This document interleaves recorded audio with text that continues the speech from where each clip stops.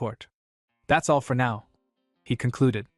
We've detected abnormal activity in 3 separate territories. Based on multiple eyewitness accounts, a mysterious night order, comprising dozens of unidentified knights, was seen driving out monsters and securing the main roads. Hearing this, Raoul's expression grew serious as thoughts raced through his mind. After the gate incident, the barony barely held itself together by mustering what little remained of its forces. And now this? Could this be the handiwork of another noble house? A covert scheme to seize control of our weakened territory? Breaking his silence, Raoul asked. Were you able to determine which knight order they belonged to? Cain shook his head. No, we weren't. There were no identifying crests on their armor or weapons. What's more, when our scout attempted to observe them, they disappeared without a trace. Raoul's brow furrowed in thought. That's strange. Knights take immense pride in the houses they serve. For them to conceal their crests, something's not right. Cain continued, his tone laced with concern. There's no way a barony could independently mobilize such a large number of knights. This operation must have a backer, or at least an accomplice. Raoul pressed further. Have any prominent houses or factions made suspicious moves lately? For now, Cain answered. The House of Duke Templeton and the House of Marquis Greer remain quiet. But that's to be expected, they rarely get involved in politics. However, the House of Marquis McNeil was notably swift in quelling the chaos in their region. In fact, there are reports that the Marquis himself took direct action, and some claim it looked as if they were prepared for it in advance. Raoul's gaze darkened. House McNeil. From Ashton's standpoint, Randall may be a nuisance, but from the kingdom's perspective, it's McNeil that poses the greater threat. Once, they betrayed the kingdom. When the Empire invaded, House Templeton led the resistance. But McNeil? They refused to join the alliance, and instead sided with the Empire. Thanks to an internal whistleblower, we managed to avoid catastrophe. But the power vacuum left in the aftermath was inevitable. The question is, when exactly did the Empire turn them? If contact hasn't been re-established yet, we might still have a chance to sway them back. But if they've recommitted to the Empire, then we'll have no choice but to sever ties entirely. Cain resumed. In conclusion, the most suspicious parties are the House of Marquis McNeil, the House of Count Randall, and Viscount Jaden, whom you specifically mentioned, Master. There's something off about him as well, Raoul asked. Right, and what about my uncle? What is he doing now? It appears he recently returned to the capital, Cain replied. Word is, he's conspiring with some relatives from his faction. I believe it's tied to the disturbances in the territory. Raoul's thoughts turned inward once more. Judging by all the intel so far, those knights that have been appearing near our borders must be connected to one of them. It seems like they're planning to make their move here first. Still, can we really expect things to unfold the way we hope? Turning to Philip, who was seated across the table, Raoul gave a firm order. Keep the knights on high alert. Be prepared to activate the portal immediately in case of any emergencies. Philip gave a respectful nod. Understood, Master. Raoul then turned to Jake. From this point forward, the Guild's direct forces will assume all responsibilities related to gate management and monster extermination. The Night Order will no longer handle those duties. Jake nodded, a confident smile on his face. Understood. Raoul looked around at the group. I trust all of you have noticed by now, our enemies are starting to move in earnest. They likely think we're vulnerable, easy prey. Let's remind them of the cost of underestimating us. Let's show them what happens when someone bites off more than they can chew. As the meeting concluded and the others filed out of the room, only Bernard remained. Raoul addressed him with a lower, more personal tone. I'll be staying in the capital for the time being. If you can't reach me and something happens at the family estate, do as I instructed. Bernard bowed deeply. So you want me to take Miss Nakia back to the estate if there's an emergency? Understood. Raoul nodded. Also, if any orders or requests for cooperation come from the estate, ignore them, unless they're from Brother Dylan. His expression turned grave. We still haven't identified the Empire's collaborator, who is likely still lurking within the estate. I need to be ready for anything. I'm sure their target will be my father. His power and influence remain strong. If he falls, the family will descend into chaos. We can't proceed with our plan while leaving a traitor within the main house. This incident may be the opportunity we need to root out every last enemy hiding within our family. Later that day, Raoul arrived at the First Guild's Turium branch. He was welcomed by Ilias, the branch's leader, who greeted him warmly. You're here, Master. Raoul gave a nod. Sir Ilias, have you been well? Ilias chuckled. Quite well, thanks to you, Master. Raoul observed Ilias thoughtfully. He began as a trainee knight from the Golden Bear Knight Order, one of 6 who initially followed me. Now, he's risen to expert rank and holds a top executive position within the guild. The Turium branch alone boasts 500 trained guild troops and roughly 20 station knights. Under royal authority, they manage several dungeons around the capital while also taking on commissions from both nobles and citizens. Ilos led Raoul deeper into the branch headquarters, where 3 knights greeted him with identical smiles and spoke in unison. "It's been a long time, Master." Raoul recognized them immediately. These knights were my classmates at the academy. They joined the First Knight Order alongside Dalton. All of them were S-class candidates with remarkable talent. Thanks to the guild system, they've grown tremendously. Each of them is on the cusp of reaching mid-expert level. "I heard you've discovered the entrance to an ancient dungeon," Raoul said. "Could you share the details?" A knight with spiky brown hair raised his hand. "Yes, allow me," he said. "The dungeon was discovered by a wandering adventurer. Fortunately, it was near one of the dungeons under our jurisdiction, so we were able to secure it quickly." He continued explaining the situation in detail. Raoul thought to himself, there's no doubt about it. We've finally found an ancient dungeon. In Connect, there are 2 types of dungeons. The first is a gate that was improperly sealed and fused with our world. These continually spawn monsters and require specific conditions to be sealed. The second type, far rarer, are natural dungeons that existed before the gates even appeared. These include hidden sanctuaries, mage laboratories, dragon lairs, places of ancient power. We call them ancient dungeons. Unlike normal dungeons, which are gateways to another dimension, ancient dungeons are part of the Connect world itself, and exponentially harder to locate. Ken added, "We believe this dungeon is none other than Janak's dungeon, the one whose entrance disappeared 5 years ago." "What's the current status inside?" Raoul asked. Ken replied, "Our knights and soldiers are guarding it closely, and information is under strict control. Janak's dungeon has always been shrouded in danger. Despite only partial exploration of its entrance, many valuable relics were found. But almost everyone who ventured deeper never returned. The last known expedition, 5 years ago, ended in tragedy when the entrance collapsed after a noble house's team entered." Raoul's eyes narrowed. "And now, that very dungeon has reappeared, but in a completely different place." Another knight, a red-haired young man, raised his hand and asked, "Master Raoul, do you intend to conquer it?" Raoul nodded. "Yes. Before another rival makes a move, I intend to enter with a small team of elites." Surprised, the red-haired knight asked, "May we know who you plan to bring with you?" Raoul saw their anticipation and smiled inwardly. They're all eager to join. I understand why. "I'm sorry," he said aloud, "but I've already chosen the members." He turned to Ken. "What do you think? Do you believe you have what it takes to conquer an ancient dungeon?" Ken asked with firm resolve. "Of course. I absolutely want to come with you." Before the assembled knights, Raoul announced his decision. "Among all the knights, I'll be taking only Ken with me on this raid. Is everyone fine with that?" Though a few sighs and murmurs rose in the room, Ken's fellow knights quickly came around. "It's unfortunate, but if it's Ken, we can't complain," one of them said with a supportive smile. "Congratulations, Ken. Do your best, for all of us."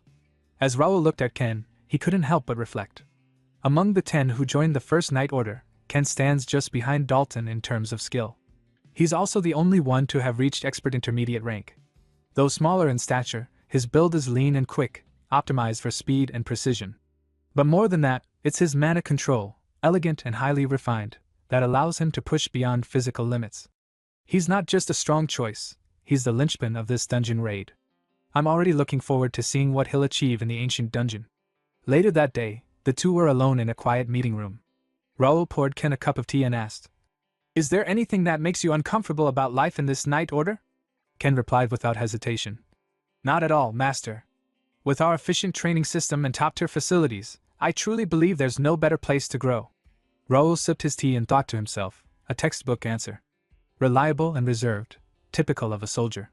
Though we both graduated from the same national academy, we never really had the chance to know each other personally until now. He nodded and said, "Still, if there's ever something you think we could do better, don't hesitate to speak up. This Knight Order is newly formed, we're still far from perfect." Ken answered, "Yes, understood." Raoul leaned forward slightly. "Now then, let me get to the real reason I brought you here. Do you have any idea why I chose you for this dungeon raid?" Ken looked puzzled. "I'm sorry, Master. I don't know." Raoul's expression turned serious. "Before we talk about the dungeon, there's something else we need to address first. Don't you agree, Lady Kaylee de Greer? Ken froze. Shock washed over her face. How does he know who I really am? She wondered. Raoul's mind wandered briefly as he looked at her. The House of Marquis Greer, one of the 5 great martial houses of the Reuben Kingdom. Located on the southernmost coast, they are known far and wide for their legendary spear techniques. A family with deep roots in honor and tradition, once famed for producing elite warriors. But everything changed after the Great War. The family lost both its head and heir in battle. With their most guarded techniques partially lost, they could no longer produce sword masters. They withdrew from the political scene and turned inward, hoping to restore their glory from within. In that light, it's easy to understand why a noble daughter from such a house would disguise herself as a man and enroll in the academy. Kaylee lowered her head, voice calm but resolute. My sincerest apologies, your lordship. I never intended to deceive you. I truly had no malicious intent. If you order me to leave the Knight Order, I will do so immediately. Raoul folded his arms. So Ken, or should I say, Lady Greer, you intend to step down as a knight? No, she said firmly, lifting her eyes. Whatever happens, I will continue to be a knight. But that's not something I can decide alone, she thought bitterly. Most knight orders in Reuben Kingdom don't even recognize female knights as members. Raoul raised an eyebrow. Then why speak as if you're prepared to quit? Has something in our order disappointed you? She quickly shook her head. No, absolutely not. But, Master, when you said I could stay, did you mean it? Raoul gave a short laugh. Isn't it obvious? What kind of knight order would let go of someone who reached expert intermediate rank as a teenager? Kaylee hesitated. But I'm a woman. And I belong to the House of Greer, which is a direct rival to your House of Ashton. That doesn't matter to me, Raoul said without blinking. Even if there are problems, I'll take full responsibility for accepting you. Her voice trembled slightly. So, you're saying my gender and lineage don't matter? Raoul met her gaze. What matters is your will. Moved beyond words, Kaylee rose from her seat, then dropped to her knees before him. I, Knight Ken of the House of Marquis Greer, once again pledge my loyalty to you, Viscount Raoul de Ashton, my master. Raoul also rose, stepping forward. Placing a hand gently atop her head, he said solemnly, I, Raoul, master of the First Knight Order, accept your loyalty, and vow to fulfill my duty as your commander. As she knelt before him, Raoul thought to himself, at last. The very talent I sought at the academy. It was never just Kaylee, it was Ken. The first female knight to reach master rank and connect. A prodigy with S-rank potential. Even though fate twisted things and she ended up under Dalton's wing first, I'm glad we're finally here. Looking up, Kaylee asked hesitantly. Then, what should I do now? Should I reveal my true identity and gender to everyone? Raoul shook his head gently. I'll leave that to your judgment. You can stay as you are or come forward. It's your choice. A soft sigh of relief escaped her lips.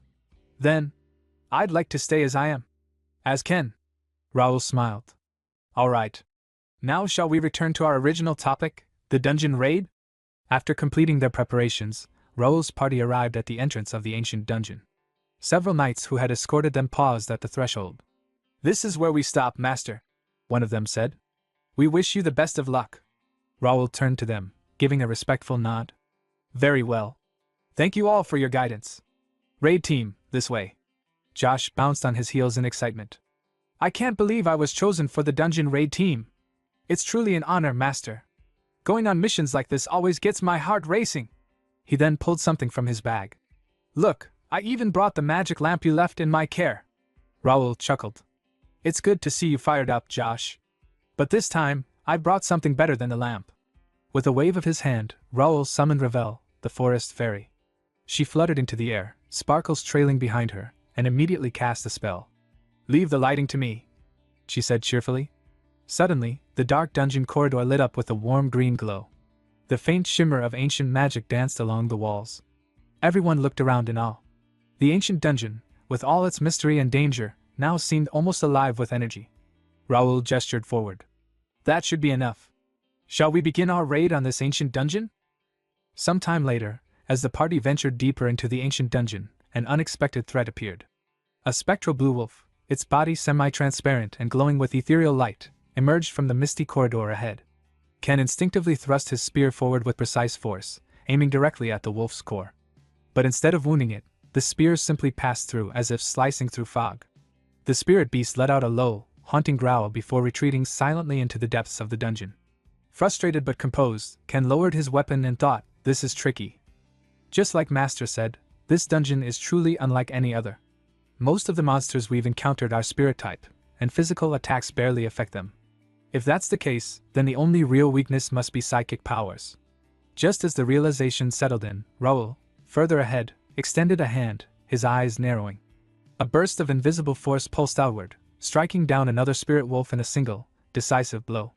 The creature let out a distorted cry before vanishing into nothingness. After dispatching the threat, Raoul closed his eyes briefly, concentrating as the mana around him shifted subtly. Then, without looking, he spoke. "Josh! Touch the corner of that wall to your left." Josh blinked in confusion but obeyed. As his fingers brushed against the rough stone, the wall rumbled slightly. With the soft grind of ancient mechanisms, a hidden door slid open, revealing a narrow passageway shrouded in glowing mist. Seeing the hidden entrance, Ken's eyes widened. A secret passage. How does Master see through the dungeon's tricks so easily? But Raoul already knew what Ken was wondering. He thought to himself, "Of course I can see through it, because I've been here before. In my past life, Janak's dungeon was the very first dungeon I ever cleared. Back then, it was considered a high-difficulty labyrinth that many had failed to conquer. But I succeeded because I wasn't an ordinary warrior, I was an Esper. This dungeon wasn't designed for just anyone. It was a proving ground built specifically for those with psychokinetic powers. Janak himself, once revered as the ancient fist master, or the combat master, was an Esper. As Espers vanished from the continent of Connect, so too did the ability to clear this place. And his closest companion back in the day was none other than the ancestor of House Greer. They pressed deeper into the heart of the dungeon, when suddenly, the narrow path gave way to a vast, open area. Before them stood an enormous stone mansion under a ceiling of enchanted sky, as though they had emerged outside. Josh gasped. "Wait, did we come outside somehow? Is this place still part of the dungeon?" Raoul looked around, eyes scanning the grand structure. "Yes, it's exactly like I remembered. You can never predict what you'll find in an ancient dungeon. This mansion was part of it too." Ken's gaze fell on the stone walls, the carvings, the architecture. Something about the building tugged at his memories. This place, it looks so familiar. "Master, over there!" Josh suddenly pointed toward a large arena-like area where two imposing statues stood facing each other. "There's something here!" Ken followed his gaze and stopped. His breath caught. A bronze statue stood tall, its design unmistakable. The scene faded to several days earlier, in the meeting room of the Turium branch. Raoul leaned back in his chair. "Now then, let's return to the topic of the dungeon raid. Ken, you've heard the rumors, haven't you? About the hidden treasure left behind by the ancestor of Marquis Greer in Janak's dungeon?" Ken nodded gravely. "Yes. In fact, most of the artifacts unearthed in past expeditions were related to House Greer. The Marquis attempted multiple raids over the years whenever the dungeon reappeared. But the cost was devastating. Few ever made it back." His tone turned somber. "The most recent attempt was 5 years ago. My older brother Sean Greer, the heir of our house, led that expedition. When news reached the Academy of the Dungeon's discovery, he mobilized his escort knights and soldiers and rushed there. But he never came back." Ken clenched his fists. "Master, no matter what, I must go. I have to reach that place, for my brother's sake, and for my family." Now back in the present, Ken stood frozen, staring at the bronze statue. Raoul looked over. "What do you think? Could the rumors have been true?" Ken stepped forward, voice firm. "Yes. I'm certain of it. That's him.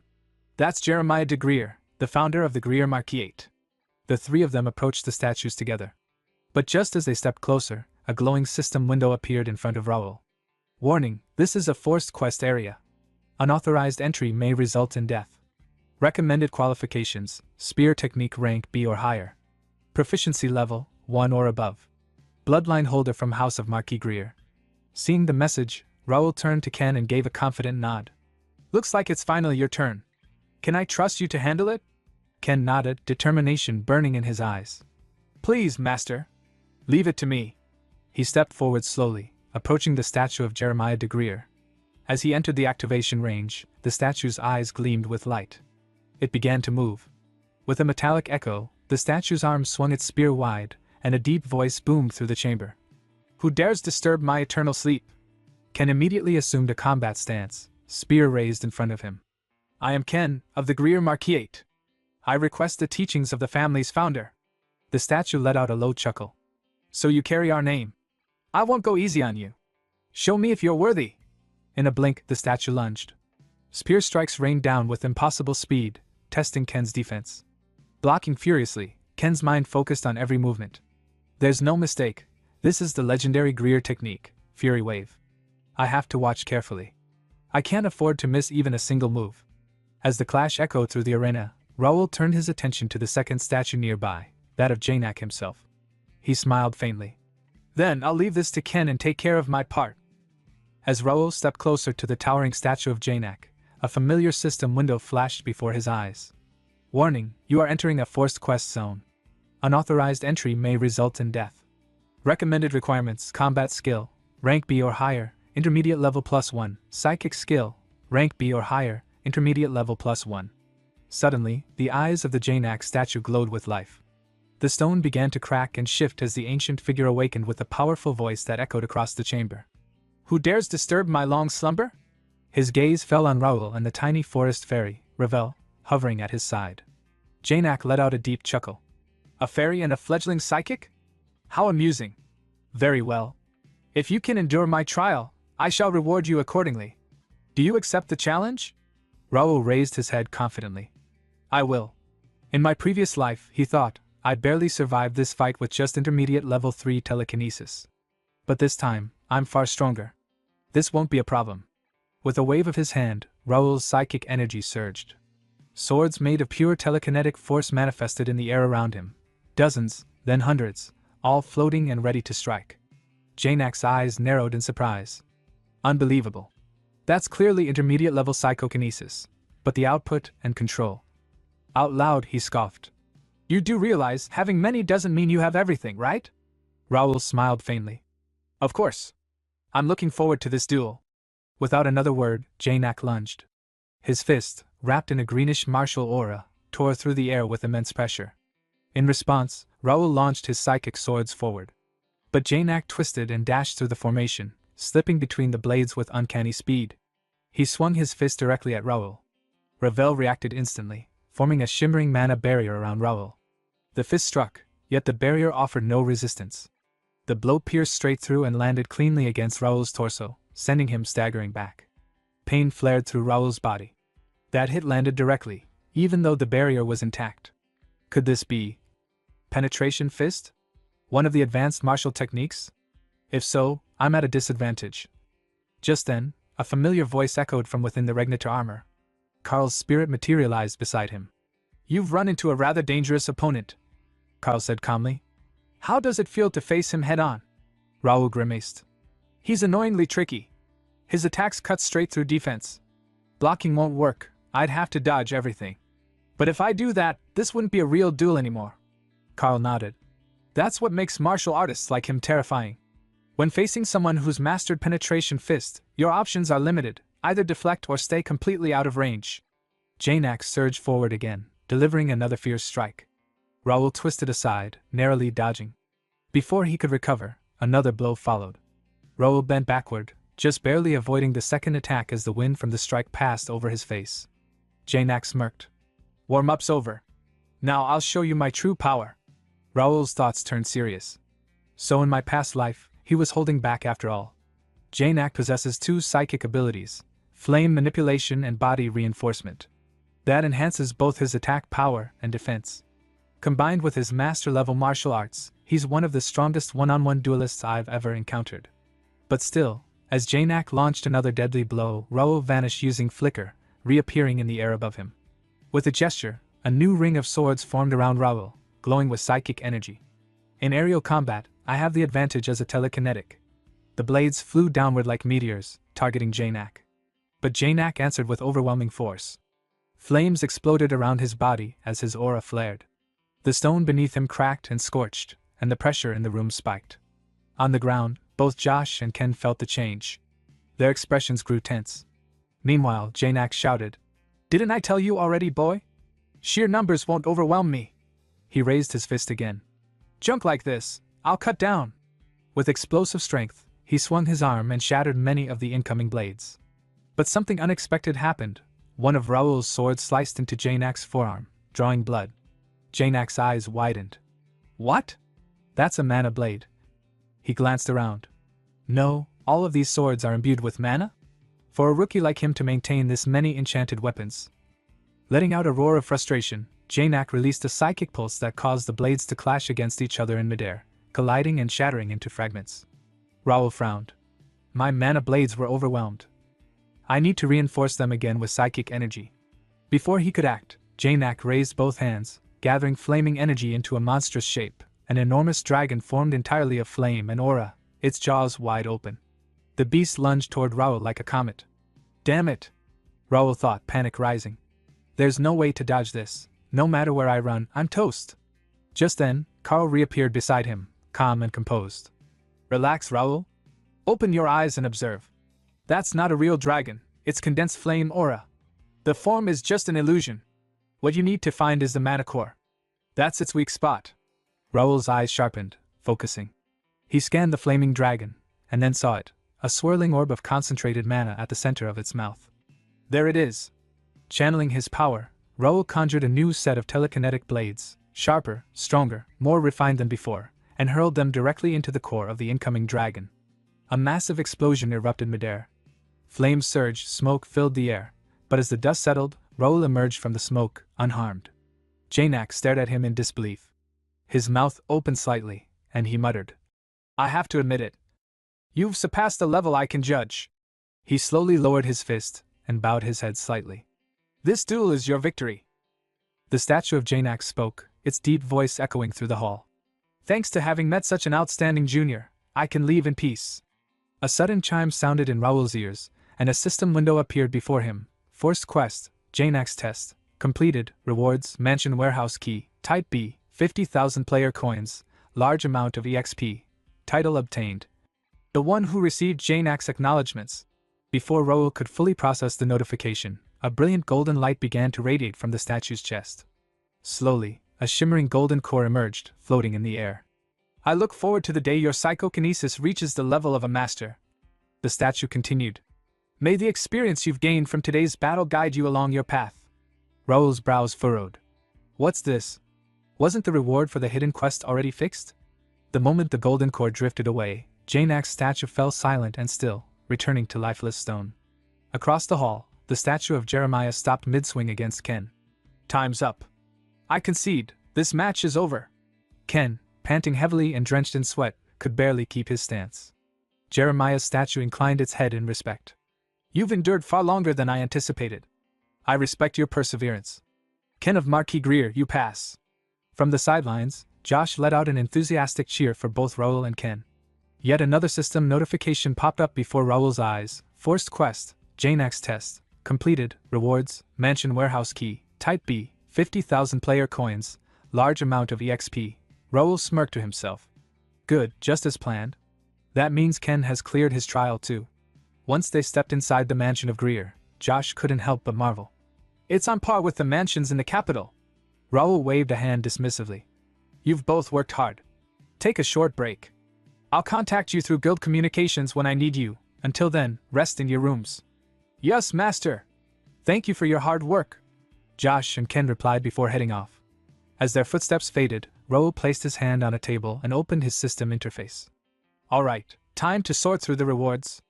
A window displayed the details. Title: The one who received Janak's acknowledgements. Grade S. Effect: increases combat power, psychic skill strength, and skill proficiency by 20%. Raoul tilted his head thoughtfully. Not bad, though a swordsmanship buff would have been nice. Well, I can always get that somewhere else. From his inventory, he pulled out the golden core. Item: Janak's spiritual core, grade S. Effect: enhances certain psychic abilities of the consumer. A special core left behind by Janak for future generations. Grants unique powers based on the consumer's choice. Raoul froze for a moment, stunned. An S-grade core? In my previous life, the first dungeon clearer only got grade B, and everyone after that received grade C. Without hesitation, he swallowed the core whole. Golden light flared across his body. You have consumed the S-grade spiritual core, Janak's spiritual core. The core's effects are spreading throughout your body. Choose 2 growth effects suited to your aptitude. 3 new system windows materialize before him. Psychokinesis, power growth, increases the total movable weight by 10 times. Psychokinesis, control growth, increases the number of manipulable objects by 10 times and improves fine control. Psychokinesis, range growth, doubles both detection and spirit projection range. Raoul's eyes widened. I have to choose between these? That's insane. Taking a deep breath, he analyzed each. Power boosts the weight I can move and the speed of heavy objects. Control lets me handle more objects simultaneously and with precision. Range expands my area of influence and detection. After a moment of consideration, he made his decision. You have selected range growth and control growth. Golden light surged through his body, his eyes now glowing with radiant gold. Every object in the room rose into the air under his will, spinning and floating in perfect harmony. So this is how it feels. This sensation is completely different from when I reached Meister level in my past life.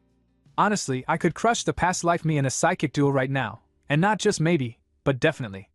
With a thought, everything returned neatly to its place. Just then, he sensed a faint but unusual aura. Come to think of it, just as I got a hidden reward, Ken must have gotten one from Jeremiah. That ring and spear, looks like he awakened his abilities. Good for him. A smile touched his lips, until Josh burst into the room, face pale and breathless. Master! There's a big problem. Raoul turned sharply.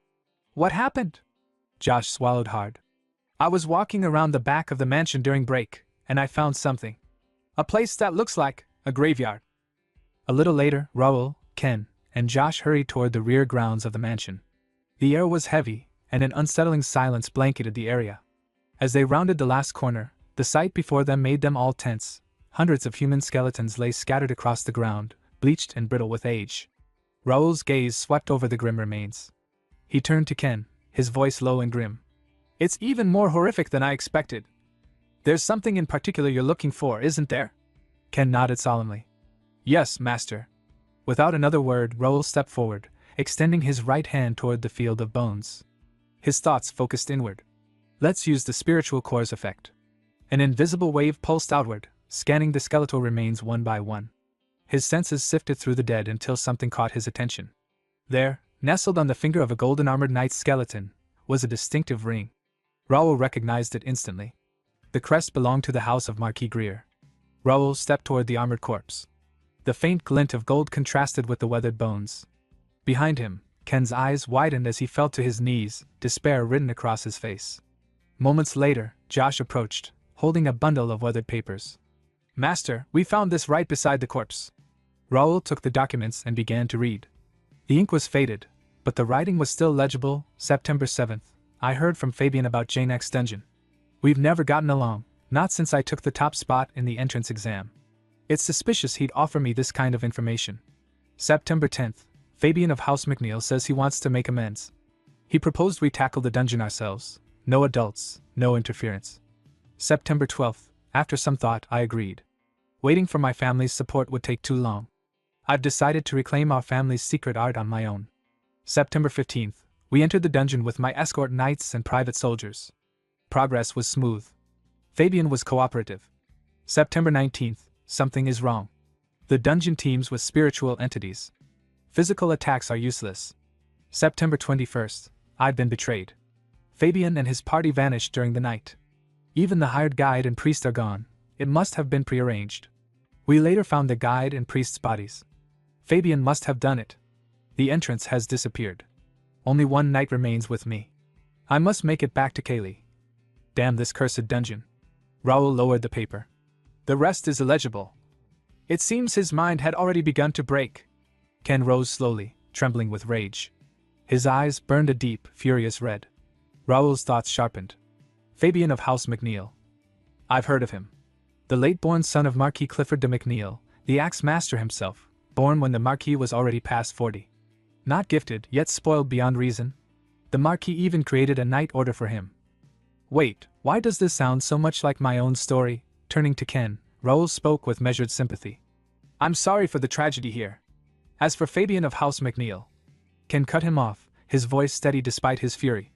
I have already pledged my loyalty to you, master. I will not tarnish your name over personal vengeance. But if conflict with House McNeil ever comes, please allow me to stand at the front. Raoul paused for a moment, then nodded. I swear it. You will have your chance to take rightful revenge, but you must do it with your own strength. Ken bowed his head. Thank you, master. I will never bring dishonor to your name. Raoul's eyes narrowed slightly. Eliminating Fabian won't be difficult, but there's no need to rush. Sooner or later, House McNeil and I will clash. They're not the only ones who can scheme. When the time comes, I'll repay them in full. In the weeks that followed, the dungeon expedition concluded. Janak's dungeon was relocated entirely to Calyp's territory, possible only because Raoul had received an extraordinary reward, Jane's Dungeon Core, Grade EX. Effect, grants administrative control over the ancient dungeon. Janak's dungeon. Function, create or seal entrances at any location. Warning, destruction of the core will annihilate the dungeon entirely. The existence of ancient dungeon cores was among the most closely guarded secrets in the world. Even Raoul, once the operator of an intelligence cafe, had never heard of them. Using the core, Raoul salvaged every remaining treasure from the dungeon and reconfigured it into a personal training ground, complete with the guidance of 2 ancient masters. Even Bernard, the Wind Mage, used it to elevate his psychic abilities to a higher level. Now, Raoul's focus shifted to strengthening the knights and readying his forces for the inevitable conflicts ahead. 1 month later, Mira First Guild Academy, Dalton greeted him warmly. Long time no see, Raoul. It's been a while. Raoul replied with a faint smile. How are the trainees? You mean the foreigners? Their growth rate is astounding. Now I see why you're so interested in them. Dalton, both headmaster of the academy and the swordsmanship instructor, oversaw their training personally. And the guild recruitment? Raoul asked. I've been focusing on the talented ones, but fewer people are interested than I expected. That's fine, Raoul said. Just make sure you secure the ones I named. Of course, Dalton replied. I won't take my future subordinates lightly. Raoul thought back to a special item he had obtained long ago, a rare consumable from a main scenario quest that allowed the creation of a second guild, bypassing the rule that each person could only join one. With it, he would form the Purple Guild, a secret player-only organization rivaling the first guild in power. I'm counting on you, Raoul told Dalton. I'll give you most of the Purple Guild's authority. Dalton smirked. Leave it to me. Those old lords won't even imagine we're building something like this in secret. With that, Dalton departed. Alone now, Raoul's form shimmered, shifting into the appearance of Bei Dohayan. Then, time to update today's record. Sometime later, a student from the First Guild Academy burst into one of the classrooms, his face flushed with excitement. Hey! Big news! Bei Dohayan just showed up at Training Arena number 1, he shouted. The room stirred instantly. Really? One student exclaimed. How high is he planning to push his score this time? Another jumped from his seat. Let's go! If we're lucky, we might even get a party play with him. It had already been 2 months since the Academy's first batch of students enrolled. 600 of them were being rigorously trained under the Academy's specialized methods, and their skills were improving at an extraordinary pace. Among the many programs offered, one stood out as the Academy's pride, virtual battles via the Illusion Magic Circle. This system could create complex, lifelike battle environments filled with monsters, designed to evaluate a student's ability in real combat scenarios.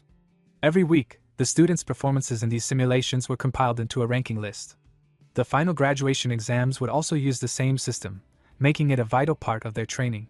But since the program's launch, one thing had remained constant: the number 1 spot had never changed. The undisputed top ranker was Bei Dohayan, a name synonymous with dominance. His position in the academy wasn't just first place, it was untouchable. Training Arena number 1 was alive with the sound of combat. Inside, Bei Dohayan was cutting through monsters with effortless precision, each strike clean and decisive. Outside, students huddled around the ranking display. Whoa, one student said, wide-eyed. That monster just broke another record. I thought we were finally catching up this time. Another muttered in frustration. A third asked, he barely even shows up to classes. How does he keep getting scores like that? Even the instructors have acknowledged him. A fourth replied.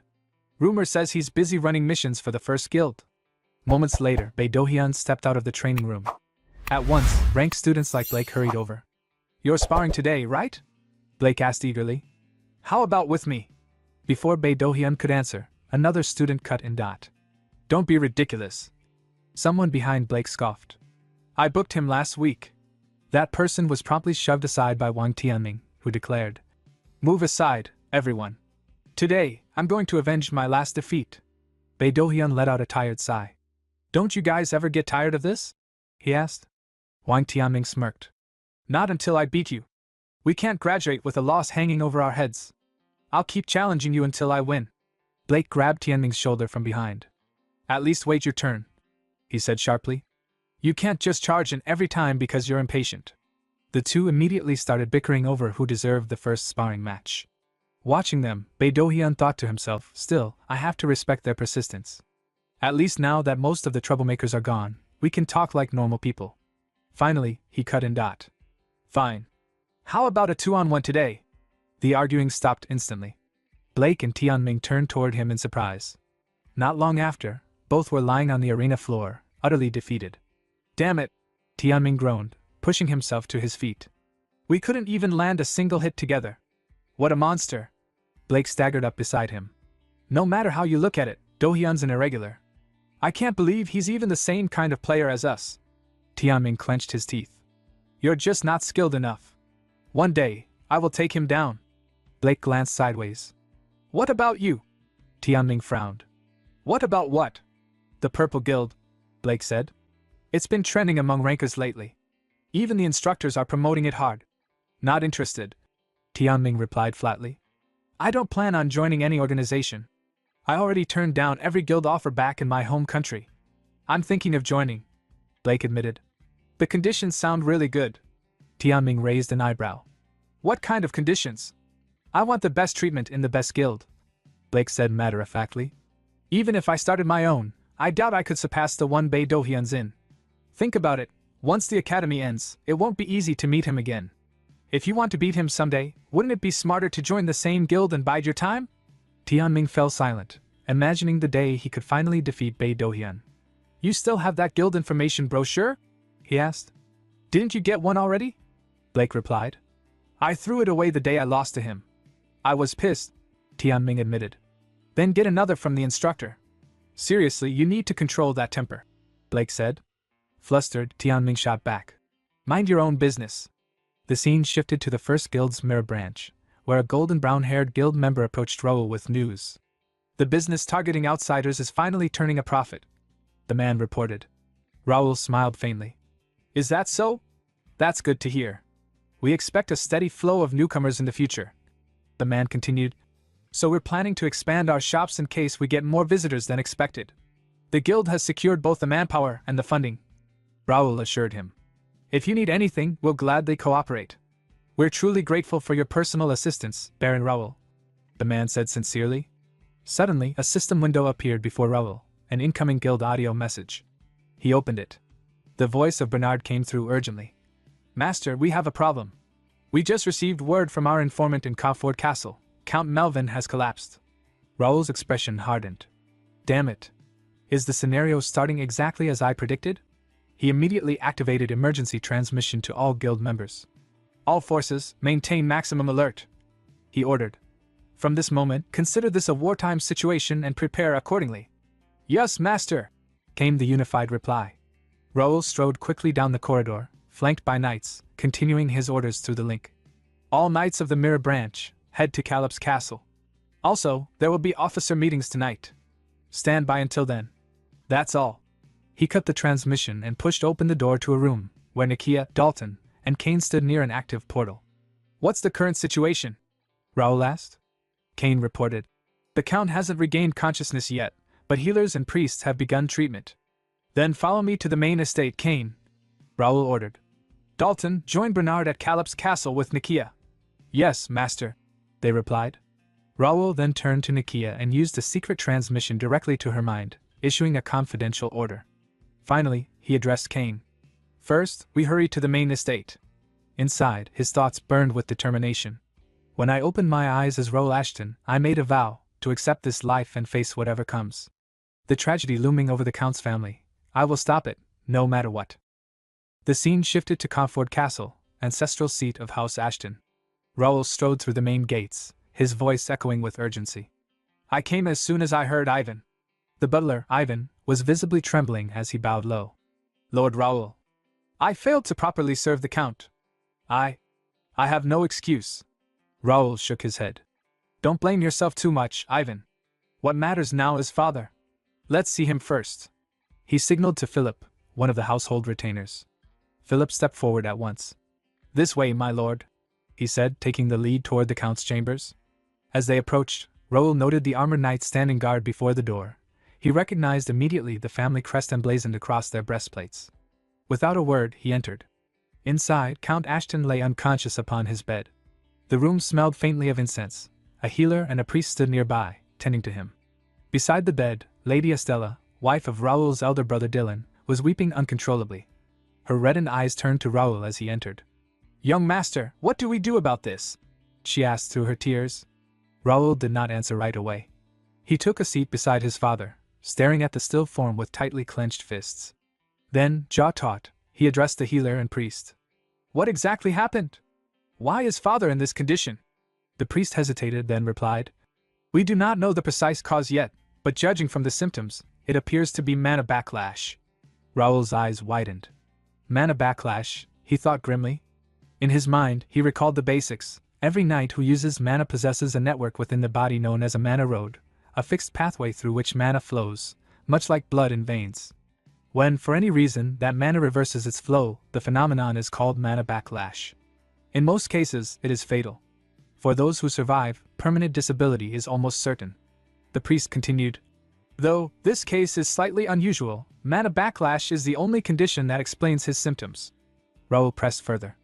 "Is there a treatment? We have to stabilize him somehow." The priest's expression turned regretful.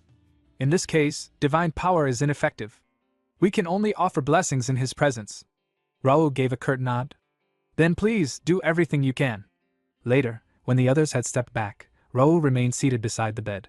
From the armor he wore, a faint shimmer emerged. The spirit Karl, sealed within it, materialized. Karl's voice was low and grim. "The Count's will is formidable. He must be enduring immense pain." Raoul turned sharply to him. "Master, is there no way to save him?" Karl considered, then said, "Let me borrow his senses for a moment." Raoul placed his right hand over his father's head. Karl studied for a moment before speaking again. "This is strange. It does not match any case of mana backlash I've encountered before." Raoul leaned in. "So there is a chance to treat it?" Karl's tone grew cautious. "It's complicated. His condition is highly unusual. By this mana level, he should already be an intermediate master, yet he hasn't broken through. The Count's own mana is clashing against the reversing mana, pushing back as if in a stalemate. But he can't hold on forever. There are two possible approaches. First, identify the root cause of the backlash. There is an unnatural mana flow mixed in. If we block it, his natural flow should recover. Second, forcefully block the reverse mana flow. But this method requires a master-level manipulator to control the mana with extreme precision. It's incredibly risky, and even then, stabilization is not guaranteed. If either method succeeds, the worst-case outcome is unavoidable." Sometime later, Raoul walked through the castle corridor with Ivan, deep in thought. "Why hasn't my eldest brother arrived yet?" Raoul asked. Ivan replied. "A few days ago, 2 teams went missing in a strange dungeon. The eldest young lord went personally to investigate." Raoul frowned. No wonder he didn't respond to the guild's messages. "Has he sent word about returning?" Raoul pressed. "Of all places," Ivan answered. "The dungeon is located at the farthest edge of the Count's territory." Raoul's expression sharpened. "What about the Knight Commander? And Commander Ernest Bozel, the Viscount?" "The Knight Commander went into the dungeon with young Master Dylan. Viscount Bozel has been away for over a week conducting mobile training." Raoul stopped in his tracks. "Then who's overseeing the house and the castle's defenses right now?" "The main estate is under Baron Carlo de Ashton, commander of the Silver Bear Knights. The castle is guarded by Baron Dwayne de Ashton, head of the security forces." Raoul muttered to himself, so that explains why it's the Silver Bears on escort duty. He knew the county maintained 4 knight orders. Golden Bear Knights, elite warriors serving directly under the head of House Ashton. Silver Bear Knights, primarily composed of Ashton family members. Iron Bear Knights, skilled fighters of common or foreign birth. Chain Knights, a not yet formalized order still in training. While prestigious by name, the Silver Bears were generally considered weaker in combat than the Iron Bears. Raoul made his decision. "Send a messenger. Summon the Golden Bear Knights immediately. Fill any gaps in their ranks with members from the Chain Knights. And tell Baron Dwayne to lock down Comfort Castle. No one gets in or out until further notice." "Understood, young lord," Ivan replied. As they moved, Raoul's mind was racing.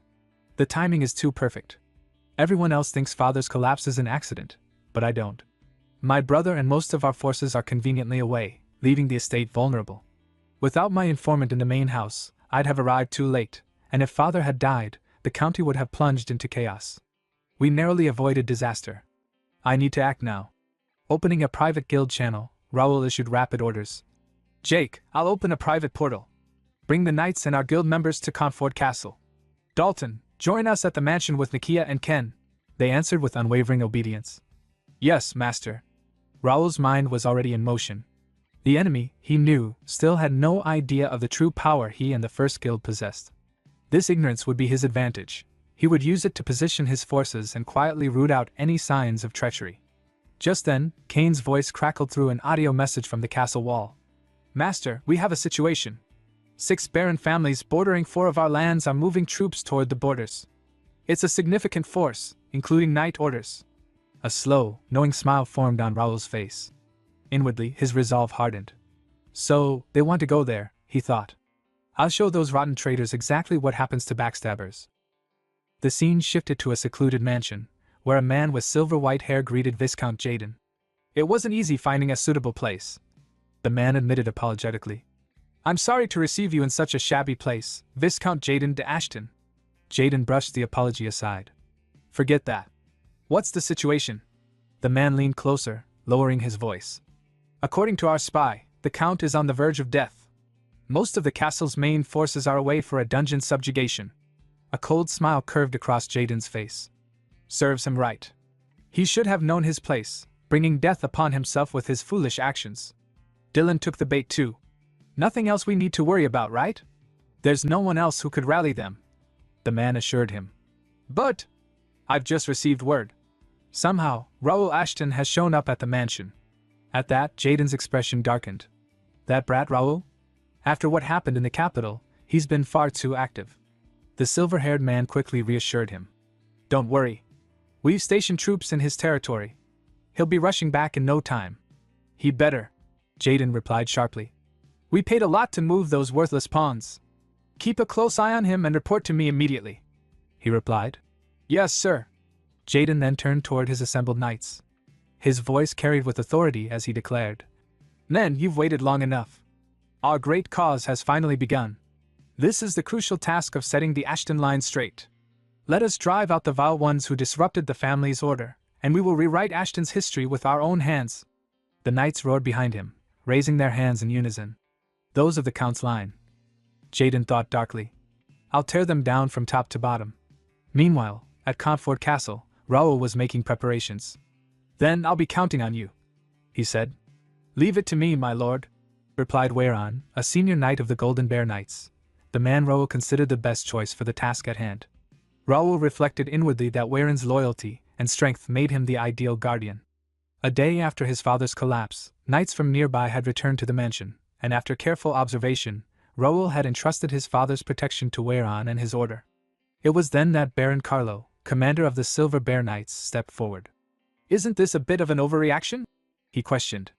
Are you saying that adding extra guards means you don't trust the Silver Bear Knights?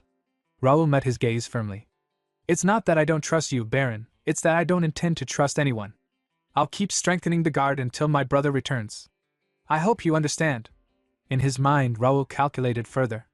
5 Golden Bear Knights will rotate guard duty on the 5th floor, where Father's room is. No one may enter without my permission. This plot began within this very manner. Right now, I cannot trust anyone. I must strengthen the guard even more. Later, Raoul visited his father, Count Melvin Ashton, who was bedridden under the care of Bishop Alonso of the Xenon Order. Is there any improvement? Raoul asked. I'm sorry, Alonso admitted. Just maintaining the Count's current condition is already overwhelming for me. Raoul looked at his father's fragile state for a long moment, then said gently, You've done well, Bishop. Could you step aside for a moment? Understood. The bishop bowed and left the room. Immediately, Nakia entered. Raoul asked her quietly, How does it look? After carefully observing the Count, Nakia nodded. I think your guess is correct, Master. This is definitely a case of maniphilaria. Raoul's heart sank. Maniphilaria. I've seen this before. In my previous life, it was revealed that key figures of the kingdom were assassinated this way. The exact cause was never uncovered, but it sparked a great bloodbath. I always suspected it was connected to the downfall of the Count's line. Is treatment possible? He asked. Based on the data you gave me, I've already developed a cure. Nikia replied. Treating the manhwa itself won't be a problem. However, I can't guarantee what the Count's condition will be after treatment. Still, I'll do my best. I'm counting on you, Raoul said. If it's you, Nikia, I believe you can do it. Nikia bowed and left, while Raoul thought grimly, now then, shall we go catch the tail of the ones who caused this mess? Sometime later, Raoul met with Philip. You're saying forces have been spotted at the Calip's estate's border? Raoul asked. Yes, Philip confirmed. It's said to be composed of a private night order and mercenaries.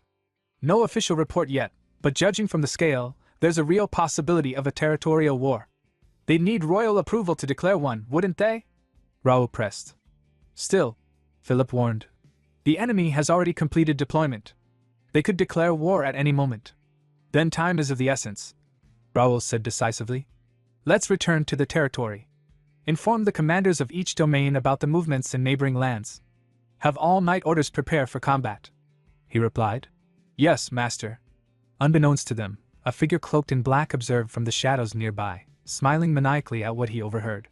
Later that night, 2 silver bear knights guarded the mansion in uneasy silence. One of them frowned. Hey, didn't you just hear something? He whispered.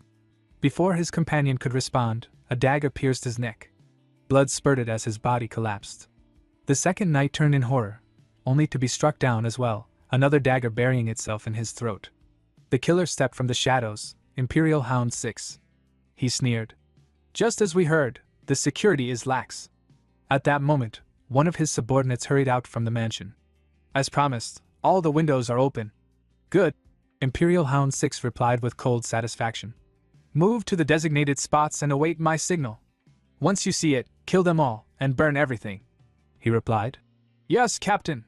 As his men scattered into position, Imperial Hound 6's lips twisted into a maniacal grin. I've been holding my breath for decades, waiting for this day. Count Ashton's line. I will snuff out your last breath with my own hands. The windows of the mansion stood wide open, yet the 2 silver bear knights stationed nearby remained oblivious to the danger creeping in from the shadows. A sudden red flare streaked into the sky, bursting with ominous light. One of the knights turned toward it in confusion. At that very instant, a dagger shot from the open window pierced his head, dropping him dead on the spot. The knight beside him gasped in shock, but before he could cry out, a figure cloaked in black appeared silently behind him. The Imperial Hound pressed a hand over his mouth and drove a dagger deep into his throat. Another life was snuffed out in an instant. The assassins moved quickly. 2 of them slipped into the room beyond, where Dylan's wife, Lady Estella, lay sleeping on her bed. The sound of footsteps stirred her from her slumber.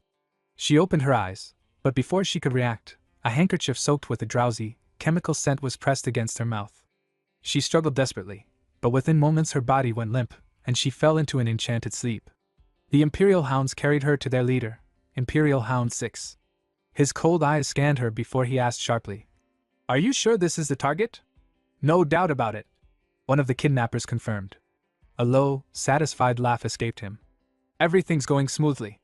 Starting tonight, the Count's house will walk the path of ruin. At his order, one subordinate slung Lady Estella over his shoulder and leapt from the window, carrying her away into the night. Imperial Hound 6 lingered, gazing out at the chaos unfolding below. Things are going so well, perhaps I should watch a little longer. It should be about time for the signal. His anticipation was rewarded. Flames erupted across the mansion as another flare burst in the sky. The Silver Bear Knights, finally realizing the danger, shouted, Enemy! We're under attack! But the defenders were outmatched. The Imperial Hounds carved through them with merciless precision, moving faster and striking harder than the knights could hope to withstand. Fire spread rapidly through the halls, smoke twisting into the night sky. Imperial Hound 6 smiled faintly and turned down the corridor. Good. That's enough chaos. Let's head to the next target's location. He reached another chamber and pushed open the door, only to be met by the sharp metallic tang of blood. His nose wrinkled. I told you to keep it under control, he barked at his subordinates. How many times did I say the target mustn't be harmed? Before his fury could settle, a blade sliced through the air toward him. Instinct saved him. He leapt back, dodging the strike. What he saw froze him. 3 of his men lay lifeless on the ground, and standing above them was Philip, his sword gleaming in the firelight. Was there such an order? Philip asked coldly, lowering his blade into a ready stance. Guess I didn't hear it. Imperial Hound 6's eyes narrowed. Damn it. That man. I thought he went back with Raoul. Something's wrong. We'll retreat for now. He spun on his heel and fled through the smoke-filled corridors. Glancing back, he saw Philip had not pursued. Relief flickered through him. Luckily, he's not chasing us. So, protecting the target really is his priority. Looks like Raoul secretly kept troops hidden. Foolish bastard. Even so, tonight will still be our victory. Later, within a meeting room, tension boiled over. Whereon, a Golden Bear Knight slammed his fist onto the table. Just how was the guard set for such a disaster to happen? He roared. Baron Carlo, commander of the Silver Bear Knights, snapped back immediately. What? Are you saying this is only the Silver Bear Knights' fault? The inner and outer security were your responsibility. Weyron shot back. This matter will be thoroughly investigated later, and responsibility will be taken. Try it if you can. Carlo snarled. If you insult my knights who gave their lives in battle, I won't stand by quietly. Before the argument could boil over, Philip's sharp voice cut across the room. That's enough. Both of you, stop this. Silence fell. Philip turned to a Silver Bear Knight nearby. Report the damage. The knight bowed his head. Yes, sir. In last night's attack, 30 guards were killed, and 5 Silver Bear Knights lost their lives. 1 annex burned down, half the East Garden was destroyed, and the main building suffered considerable damage. And amidst the chaos, Lady Estella was kidnapped. Weyron and Baron Carlo froze in shock. What a disaster, Weyron muttered bitterly. I have no face to see the Count, or young Lord Dillon. Philip's tone remained calm, though his eyes hardened. What about their trail? Any word from the pursuit team? For some reason, the knight admitted. After they left the inner castle, their tracks have been hard to follow. Philip nodded grimly. Then let's do what we can first. Right after the incident, I ordered the guard captain to seal the gates. They shouldn't have escaped the castle yet. Sir Weyron, please continue to guard the Count with the utmost care. Understood, Weyron replied. Philip turned to Baron Carlo. I'll ask you again to secure the mansion. There might still be remnants inside. The attackers even smashed the outer portal last night. Clearly, it was to keep the Count's main forces from returning. There may very well be another attack. Everyone stay alert. The meeting ended, and the knights dispersed.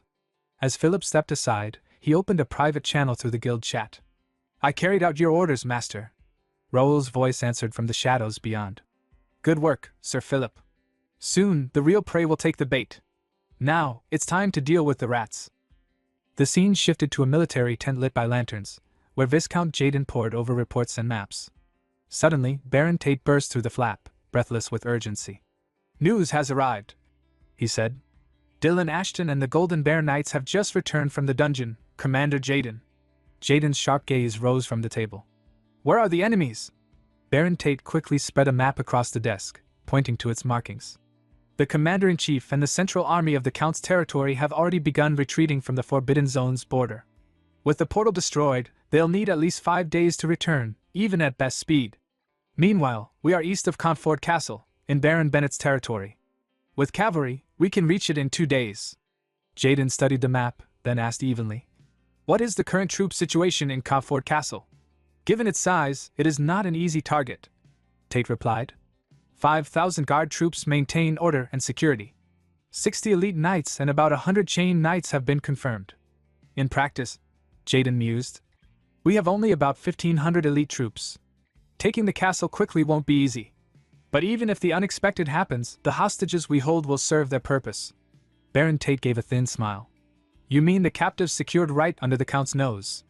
Our collaborators must be very skilled to have pulled it off. It wasn't that hard, Jaden said coldly. A man unfit for the seat of Count sits there. You're right, Tate agreed.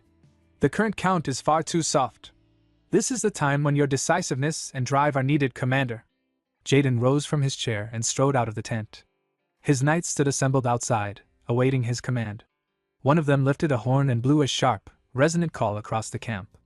Raising his hand high, Jaden declared, all troops, march immediately on Confort Castle.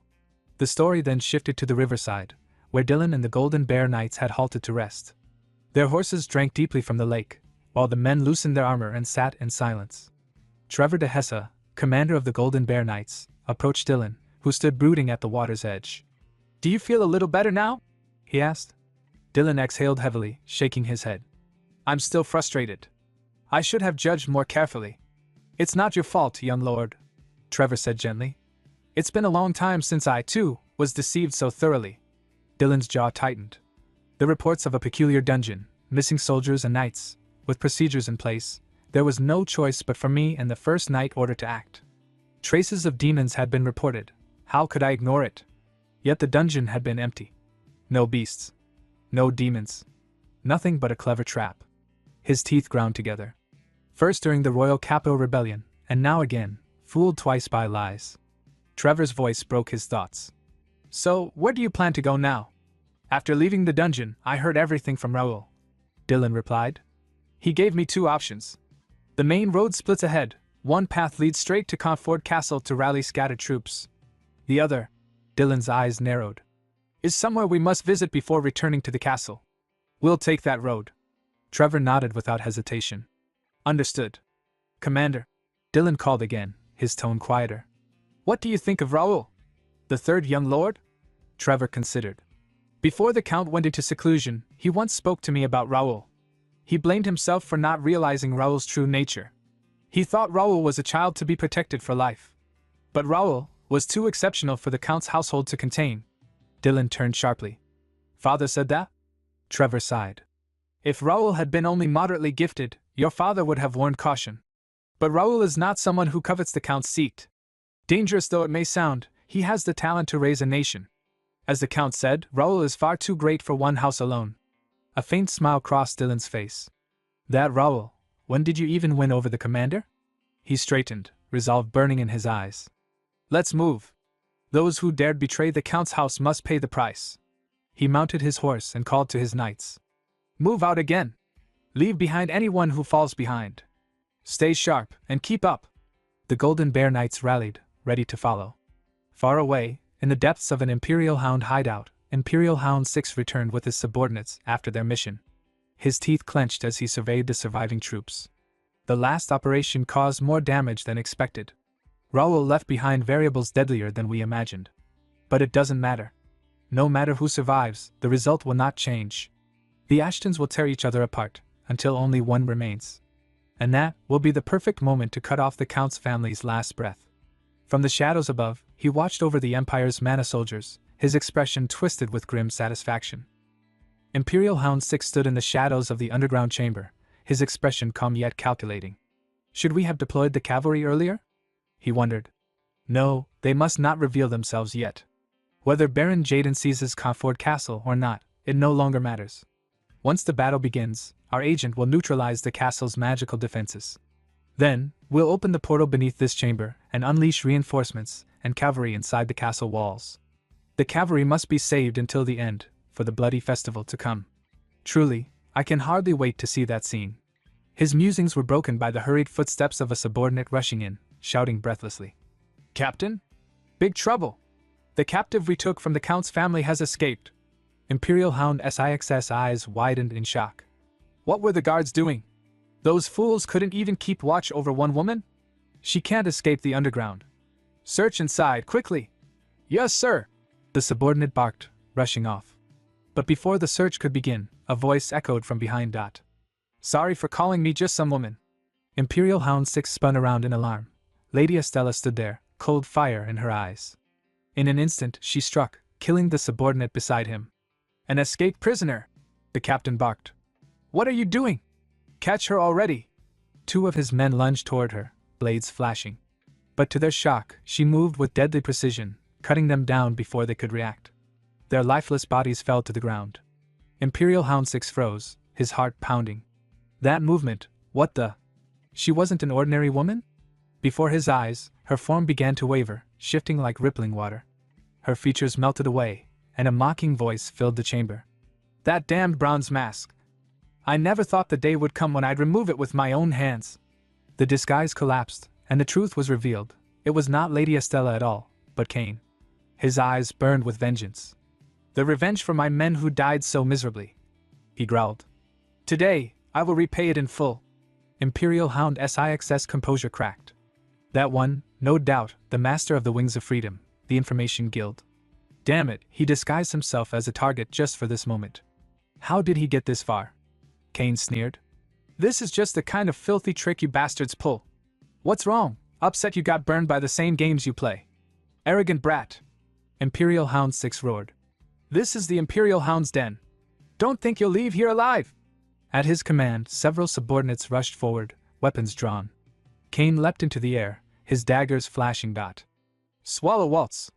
The steel blades spun through the air like deadly comets, striking enemies in their heads and shoulders. Some dropped instantly dead.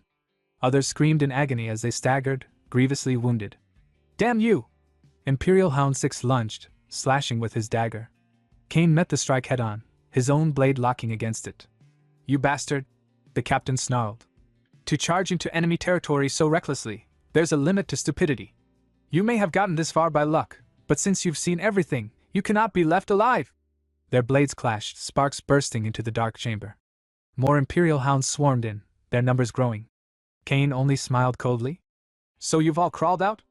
Before the clash could continue, the ground shook violently. An explosion erupted at the entrance, smoke and fire blasting into the chamber. From the haze, a voice thundered. Wipe out every last one of them. Leave no survivors. Raoul Ashton emerged with his knights, their weapons gleaming. They surged forward, cutting down Imperial Hounds and Empire Mana soldiers alike. Imperial Hound Six's eyes widened in disbelief. What? How are you here? Raoul's gaze fell upon him, calm and commanding.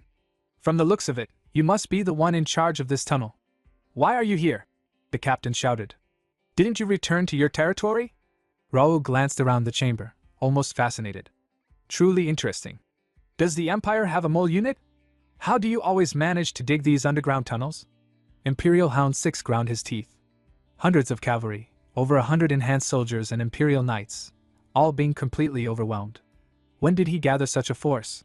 This is nothing like the scale I saw at the investiture. Raoul's eyes followed the battlefield, pride flickering in his thoughts.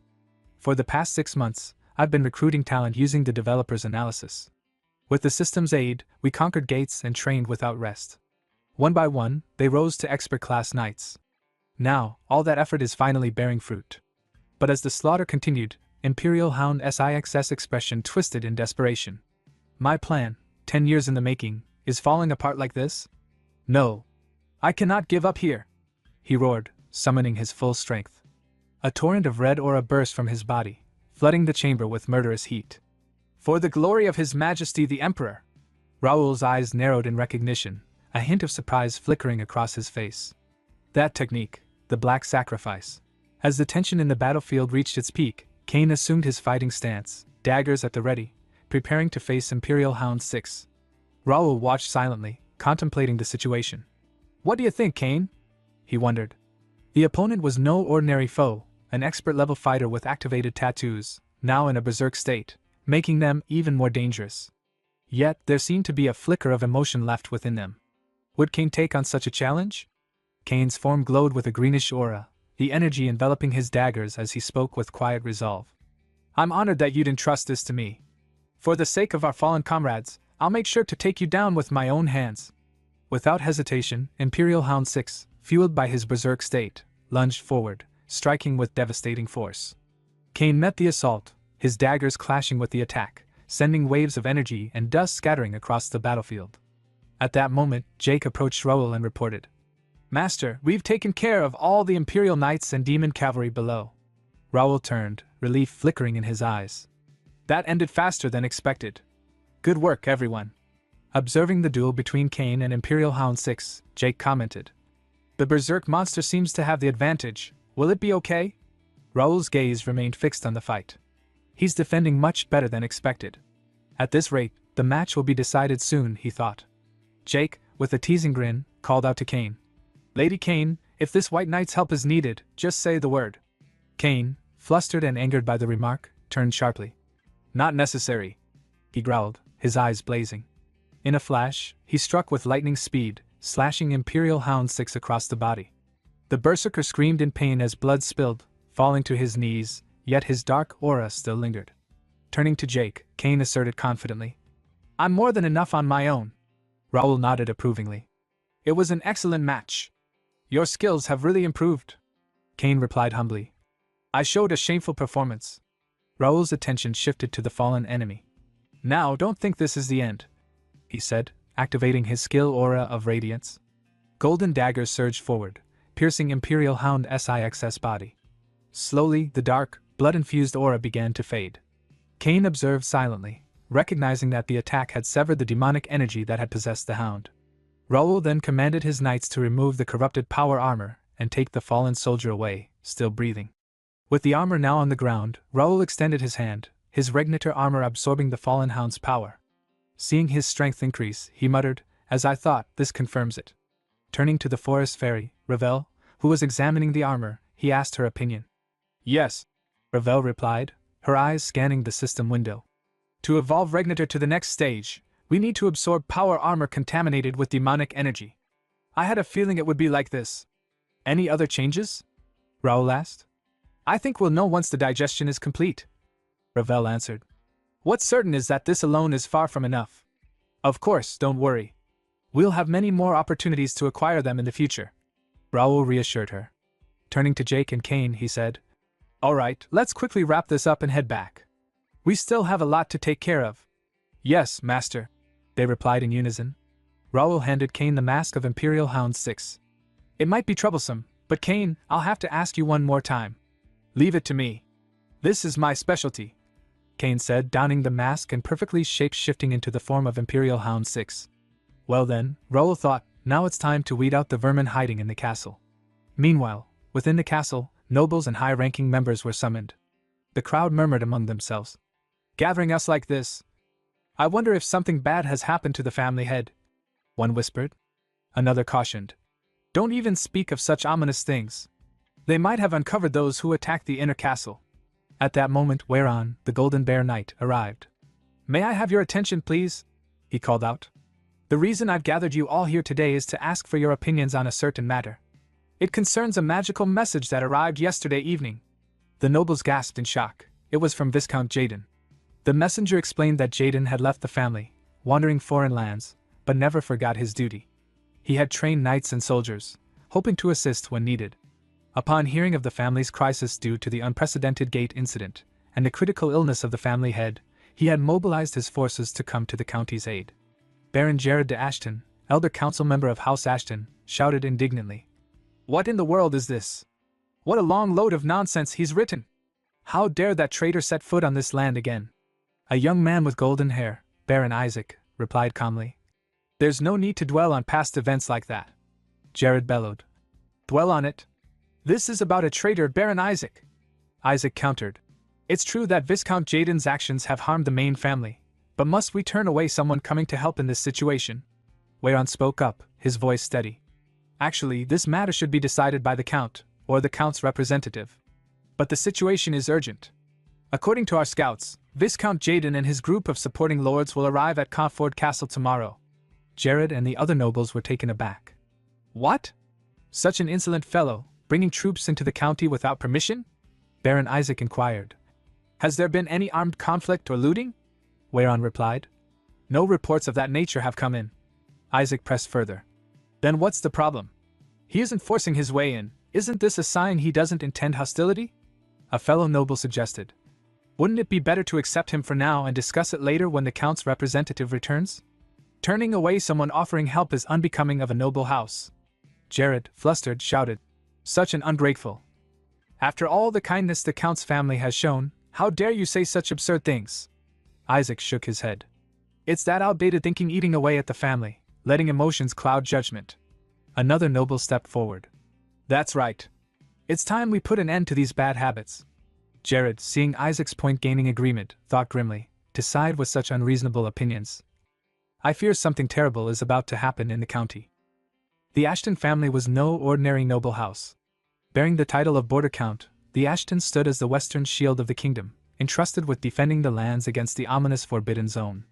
Because of this responsibility, the royal family had granted them extraordinary privileges. Several territories paid taxes directly to the Count instead of the crown, and the Count in return forwarded only a portion to the kingdom.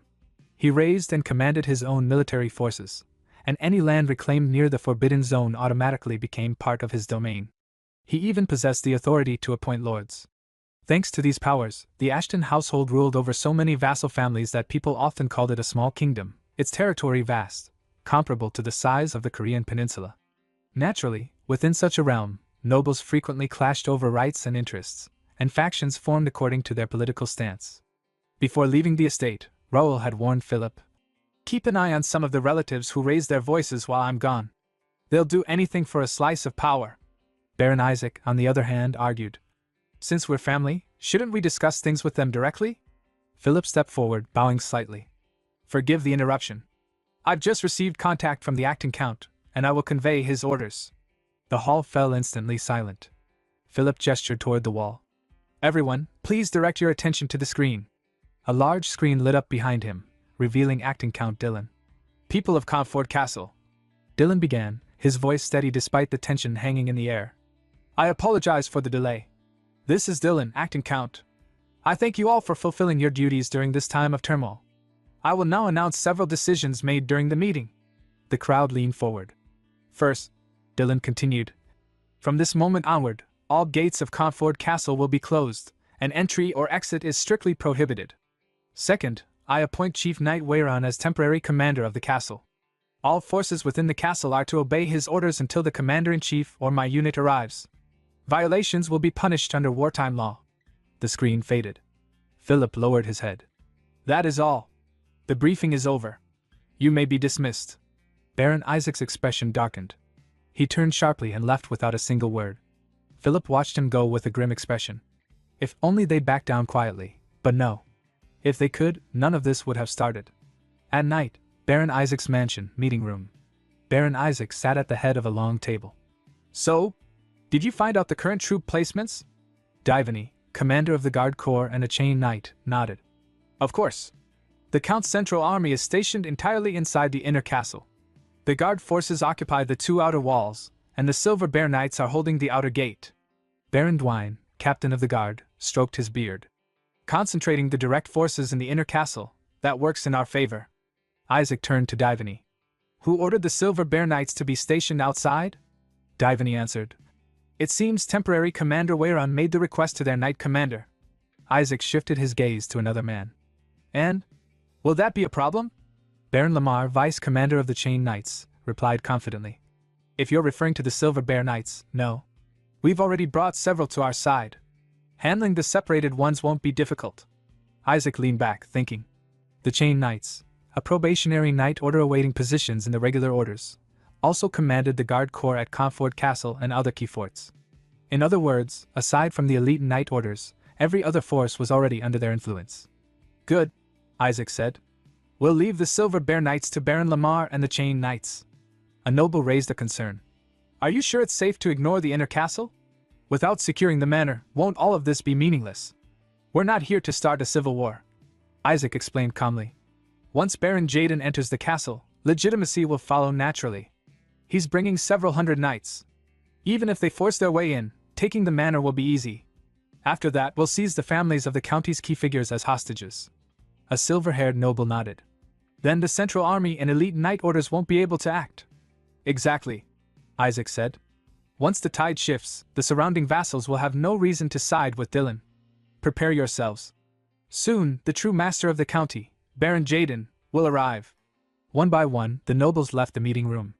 And as the door closed behind the last of them, a faint smile curled onto the face of Baron Lamar, who was, in truth, Cain, perfectly disguised by his shape-shifting skill. The next morning at the Comfort Castle, a Silver Bear Knight burst into the operations room, shouting, "Disaster!" Weiran, the temporary commander, rose immediately. "What happened?" The knight saluted shakily. "A coup, sir. Overnight. A blood-soaked Silver Bear Knight arrived at the inner gate moments ago. He said the rebels, and traitorous Silver Bears, have seized all the outer gates." Baron Carlo, commander of the Silver Bear Knights, slammed his fist on the table. "What disgrace is this? Tarnishing the name of Silver Bear so shamelessly?" Philip asked urgently. "Where is Captain Dwine? It appears he's joined them." The Silver Bear Knight said bitterly. "The moment news spread, he went out saying he would assess the situation. He never returned." Weiran clutched his head. "Baron Jaden is expected to arrive around noon." Baron Carlo grabbed the hilt of his sword. "Damn it! I'll cut down every last traitor. If we can break through even one gate before they gather more forces, we can end this siege." "Stop," Weiran commanded. "Our top priority is protecting the Count's household. A reckless attack will doom us all. If we're ambushed like last time, everything will collapse. Carlo grit his teeth in frustration. Philip stepped in. The commander is right. If fighting breaks out inside the castle, soldiers and civilians alike will suffer. Carlo growled. Then what do you suggest? Are we just going to sit and watch Jaden's forces march in? A calm voice answered from the doorway. No, Raoul said as he entered. Of course we can't. You've all endured enough. The knights turned in shock. Baron Raoul? How are you here? Raoul smiled faintly. I've come to tell you that I have a way to resolve this situation. Some time later, at the outer walls of Comfort Castle, a cluster of silver bear knights stood wrapped in robes, some loyal, some already swayed by Baron Isaac and Baron Dwine. Baron Isaac and Baron Dwine arrived at the wall. One of the silver bear knights called out. Captain of the guard, you've arrived. What's the situation? Dwine asked. The guard extended a small scope. You'll have to see for yourself. Dwine took a look, only to freeze. There were no soldiers preparing for them outside the inner castle. The eerie stillness made his stomach twist. Seeing his reaction, Baron Isaac narrowed his eyes. Is there a problem? By now, Dwine muttered. There should have been some reaction. Why is it so quiet? Isaac sighed. They must have realized the situation already. Don't you find it odd? Temporary Commander Weiron is probably hesitating. He clearly lacks confidence in his own judgment. I hope that's all, Dwine said quietly. But thoughts raced through his mind. Strange. Even if incompetent, shouldn't he at least send an envoy to gauge our intent?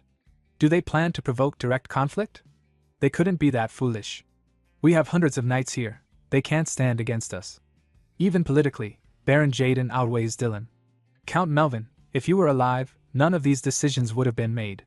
Before he could think further, a massive magic circle flared to life above the outer wall. The guard staggered back. Something's coming out, he shouted. A projection formed, Raoul's image appearing above the battlements. Raoul cleared his throat. Everyone, can you hear me clearly? Dwine's face twisted in shock. Earlier, inside the operations room, Raoul had stood before Weiron, calm and steady. There is a way to resolve this situation. But my lord, Weiron protested. The situation is too unfavorable. If battle breaks out inside the castle, there will be no battle, Raoul said firmly. The reality isn't as dire as it seems. Most soldiers on the outer walls are simply following their commander's orders. Weiron blinked. What? The ones who seized the gates, Raoul explained. Were only some chained knights and nobles. Meaning most guards don't even understand they've been dragged into a rebellion. All we must do is awaken their sense of duty. Present at Raoul's broadcast, Raoul's voice boomed throughout the outer castle walls. The Ashton County hopes you will not shed meaningless blood. Your duty is to protect your families and neighbors, not to swing swords at comrades. Do not be swayed by the instigation of a few shameless traitors. Baron Isaac slammed his fist against the wall. Damn it! Stop that broadcast! But already, soldiers were stepping back from their positions, refusing to obey. Isaac's face twisted. He's branding us as shameless traitors. We'll lose control at this rate. Raoul continued. I, Raoul de Ashton, give you my word, no soldier forced into rebellion against their will shall be held accountable. Isaac shouted frantically to the troops. Don't be fooled. They're lying. The real rebels are those who seized the inner castle. But the soldiers didn't respond. Many quietly formed ranks facing inward, no longer loyal to Isaac's faction. Dwine felt his confidence slipping. This isn't turning in our favor, but we still hold the gates. Time is on our side. Once Baron Jaden arrives, everything changes. Raoul can't hope to retake this place. He clenched his jaw. He doesn't have the strength. At the inner gate, several nobles arrived with their troops. A knight asked, State your affiliation. A brown-haired noble stepped forward. Tyrannian de Ashton. I heard the broadcast. I've come to lend what strength I can to subdue the traitors. A red-haired noble named Zenito Talon stated I request to join the suppression force. A knight with flowing golden hair smirked. I heard there are fools bold enough to rebel. I came to see for myself. Moments later, a guard rushed into the operations room. Sir Weiron! Over 2,000 reinforcements have arrived at the inner castle. The adjutant has finished arranging them. Everyone wishes to punish the traitors at the outer walls. Weiron exhaled slowly. Everything is unfolding exactly as Lord Raoul predicted. Meanwhile, at the outer wall, several rebel knights whispered nervously. Did you see the forces inside the inner castle? Are we seriously about to start a civil war? I'm out. I was only following orders. They dropped their weapons and fled. Their commander barked after them. Guards! Get back here! That's direct disobedience. Inside the inner walls, knights raised their swords high. Strike down the traitors who dared rebel against the Count's house! The battle cry echoed across the city. On the outer wall, Baron Isaac and Baron Dwayne watched the overwhelming force forming before them. Isaac swallowed hard. Lord Dwayne, what should we do? We can't possibly stop a suppression force of that size. But Baron Jaden will be here soon. Dwayne remained silent for a long moment. His eyes drifted to the trembling soldiers behind him, morale shattered at the sight of united forces in the inner castle.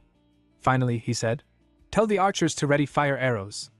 Gather the nimblest men, prepare oil and fire. Isaac's eyes widened in horror. Lord Dwayne, think rationally. There are homes beneath us. Setting fire here would, I am being rational. Dwayne snapped. Now that we've been branded as traitors, why hold back? If we burn the gates and the city streets, we can at least buy time. Either way, if we lose, we die. Pushed this far, all we can do is fight to the bitter end. Baron Isaac hesitated, torn between fear and reason. But if we burn the castle, he argued, we'll lose the support of the neutral nobles. Baron Dwayne, already pushed to desperation, dismissed the concern with a harsh scoff. We're about to die. Do you really think that matters now? In this chaos, do you think the people will know who set the fire? We can make excuses for that later. What matters now is reuniting with Baron Jaden. Isaac fell silent, realizing the grim truth behind Dwayne's words. At last, he turned away and muttered, I'll order the soldiers to do as you say. Good, Dwayne replied coldly. As Baron Isaac pivoted to leave, Baron Lamar arrived, though the man was actually Cain in disguise. Isaac brightened immediately. Baron Lamar, perfect timing, we need your help. Order some of the chain knights to take oil and set the streets on fire. This time we'll break the gates and, amidst the confusion. But he never finished. Cain drew his sword in one smooth motion and slashed downward, cutting into Isaac's arm. The Baron collapsed to the ground with a cry as blood splattered across the stones. Baron Dwayne froze, bewildered. What is this? Cain glared at them both, his voice dripping with disgust. I can't stomach this any longer. Just listening to you makes my ears rot. Isaac, clutching his wounded arm, gasped. What is this? Cain didn't bother answering. He raised his voice and commanded. Knights, seize all the rebels here. His men, who had infiltrated the rebel force earlier, immediately turned and clashed against the traitorous knights. Baron Dwayne, reacting on instinct, unsheathed his sword and charged. Cain parried the powerful strike with ease, blades screeching as sparks flew between them. Betrayal? Dwayne spat. Cain smirked. Don't make me laugh. Who's calling who a traitor? Dwayne's eyes narrowed. Something about Cain's movements felt wrong, too fluid, too mocking. Then realization struck him. You're not Lamar. Did you really think I wouldn't recognize a direct subordinate I've known for years? With a fierce swing, Dwayne forced Cain back a few steps. But Cain only chuckled. Who knows? But for someone claiming that, you realized it far too late. Before Dwayne could reply, he sensed a presence behind him. He spun, raising his sword just in time to block a brutally heavy attack. The sheer force sent tremors through his arms. Who swings a sword with such monstrous strength? He thought. He turned fully and found Jake standing there, eyes sharp and cold. You can still stand? Jake asked. It's been a while, senior. Or should I call you a traitor now? A bead of sweat rolled down Dwayne's face. Jake stepped closer. Ever since you left the Golden Bear Knights, it seems your head's gone mad. Doing things you didn't dare even 10 years ago. Dwayne stared at Jake, horrified. When did he become this strong? 2 years ago, I could overwhelm him easily.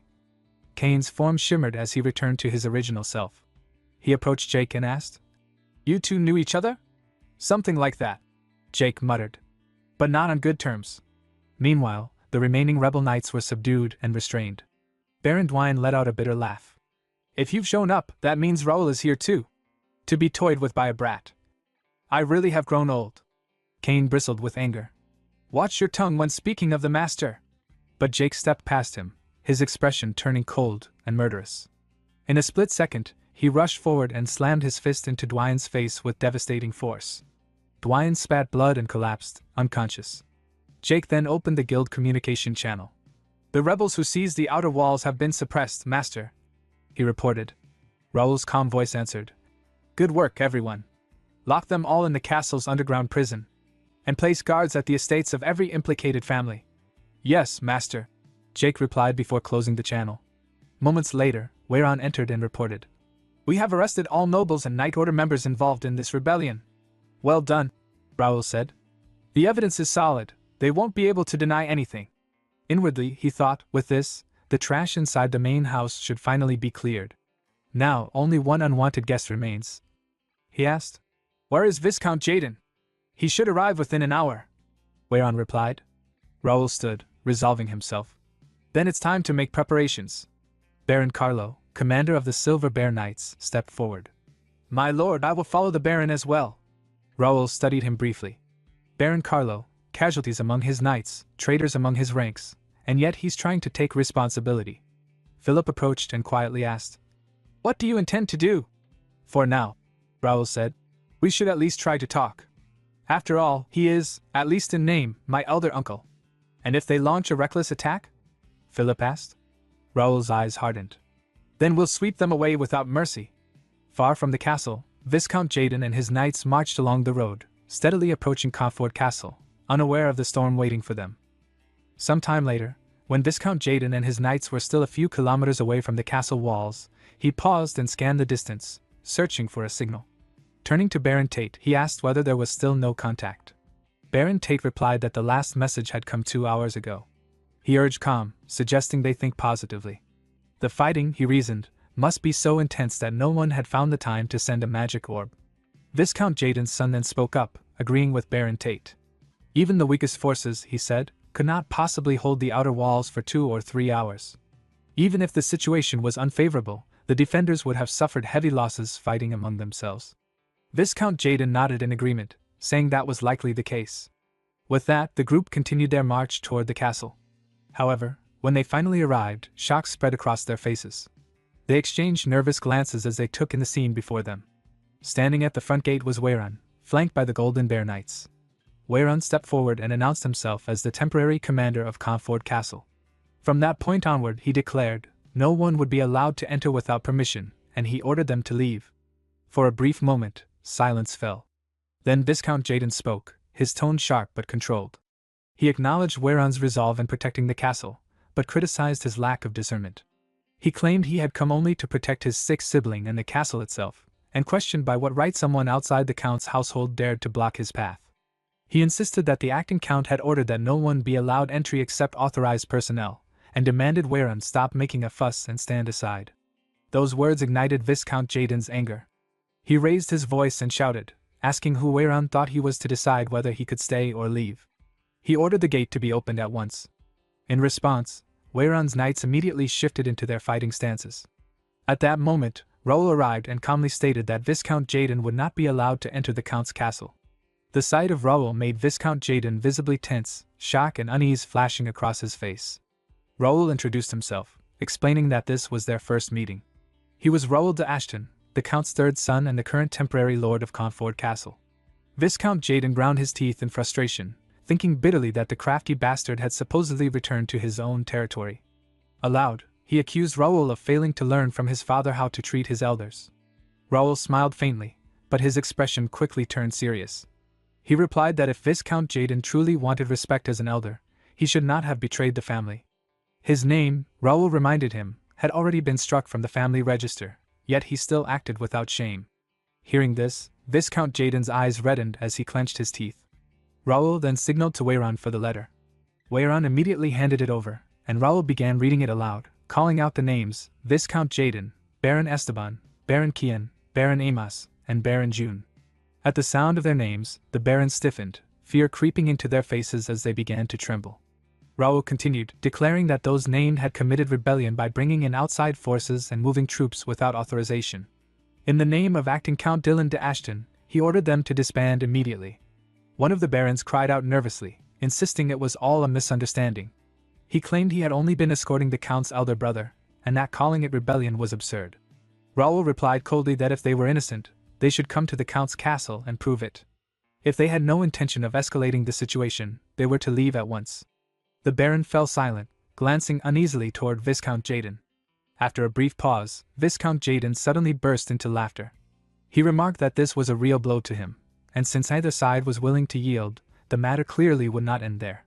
He proposed settling the issue with a 5-on-5 nightly duel, suggesting it was a fair solution. Raoul, inwardly tense, recognized the proposal for what it was, a nightly tournament, a method used to judge disputes the law could not resolve. It was a middle ground between personal duels and full-scale territorial war, a way to settle matters through honor and acceptance of the outcome. Outraged, Weiran shouted, demanding how someone without honor could even speak of a nightly duel. Viscount Jaden responded that he believed it was a proposal that would not put them at a disadvantage. If that method was unacceptable, he said, then there was no choice but to fight it out right there. Raoul could only think of it as a nuisance. At that moment, Jake, standing beside Raoul, sent a message through the guild channel, suggesting it would be better to simply fight and wipe them out. He volunteered to take the vanguard. Raoul admitted to himself that he wanted to do exactly that, but knew the decision was not so simple. Kane responded to Jake, advising against a direct clash. The losses on their side would be severe. Jake questioned that assessment, pointing out that the knights Raoul had prepared were twice the enemy's number. Kane explained the real problem. They were missing the most crucial force. All of Viscount Jaden's knights were equipped with power armor. That realization made Jake uneasy. Raoul, meanwhile, acknowledged the truth of it. Power armor was the real issue. Although they had gathered some themselves, their numbers were far too small for the manpower involved. Even if a battle began, the castle walls would suffer massive damage against armored knights. To fight here would mean accepting enormous losses. A proper battle, he knew, was one fought on chosen ground, at a chosen time. Letting out a slow sigh, Raoul finally asked Viscount Jaden what he wanted. Viscount Jaden answered that if his side won, a few lords, including himself, would be allowed to return to the inner castle to meet the Count. If they lost, they would quietly withdraw their troops. In his heart, Viscount Jaden reflected that having come this far, they had to at least fulfill their stated purpose of paying respects. Only then could they seize future opportunities. Though they treated him as an outsider now, everything would change if Melvin died. What he needed was a clear justification to aim for the next countship. Raoul remained silent for a moment before giving his answer. Very well, he said, they would accept the nightly duel.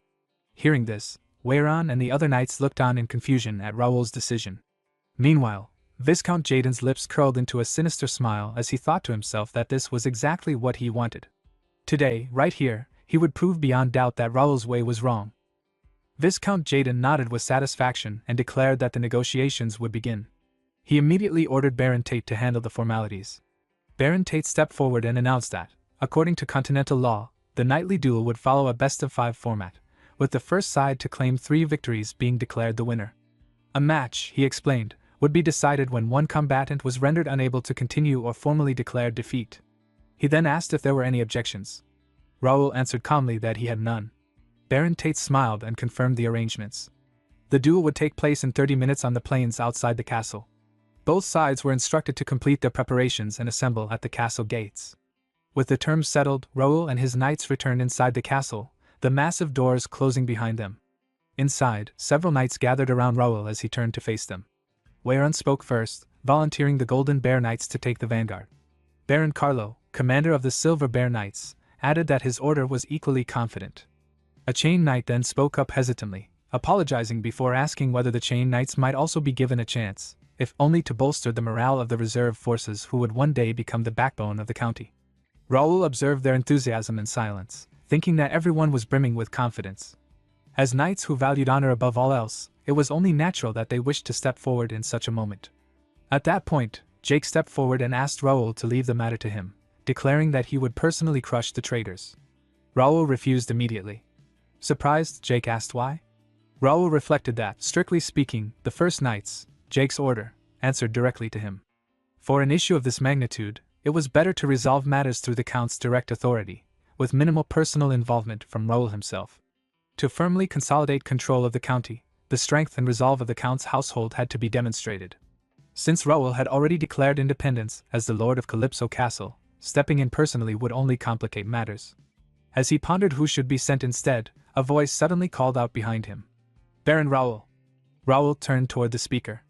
The scene then shifted to Viscount Jaden's camp barracks. Baron Tate remarked that things had become messy, but in the end, they had worked out well. He expressed disbelief that their opponents had agreed to a nightly duel so easily, concluding that, impressive as they might have seemed, they were ultimately hot-headed youths. Viscount Jaden smiled and dismissed their opponents as nothing more than a night order hiding in some rural backwater. There was no way, he claimed, that they could defeat the Black Bear Knights, who had trained for 15 years. He turned as he spoke to a massive, muscular man, Luciano, commander of the Black Bear Knights. Luciano answered confidently that there was no reason to lose to lazy fools clinging stubbornly to outdated sword techniques. Their opponent's tiresome style was obvious at a glance, and since they knew nothing about the Black Bear Knights, the duel was already decided. At that moment, another man lowered his hood and spoke up, saying he would like a turn as well. Viscount Jaden welcomed the offer, though he found it curious that the man had suddenly volunteered. The speaker was Graham of the Delanian family from the Bread-Den Republic. He explained that he had grown tired of simply following along, and wanted to experience the great sword style praised as the finest in the kingdom of Reuben. Viscount Jaden inwardly scoffed at the insolence. After sparring with his men, Graham had suddenly developed an interest in the ancestral great sword art. Turning away, Viscount Jaden told him he would leave it in his hands. Graham replied casually, telling him to go and take care of things properly. Viscount Jaden smiled to himself. No matter how it unfolded, this would mark the end of the foolish main house. Whoever stepped forward, he intended to crush them all. Some time later, at the castle gate, a Golden Bear Knight acting as referee raised his voice and announced the start of the nightly duel, calling both sides to step forward. From Viscount Jaden's side, Luciano advanced, gripping his long sword.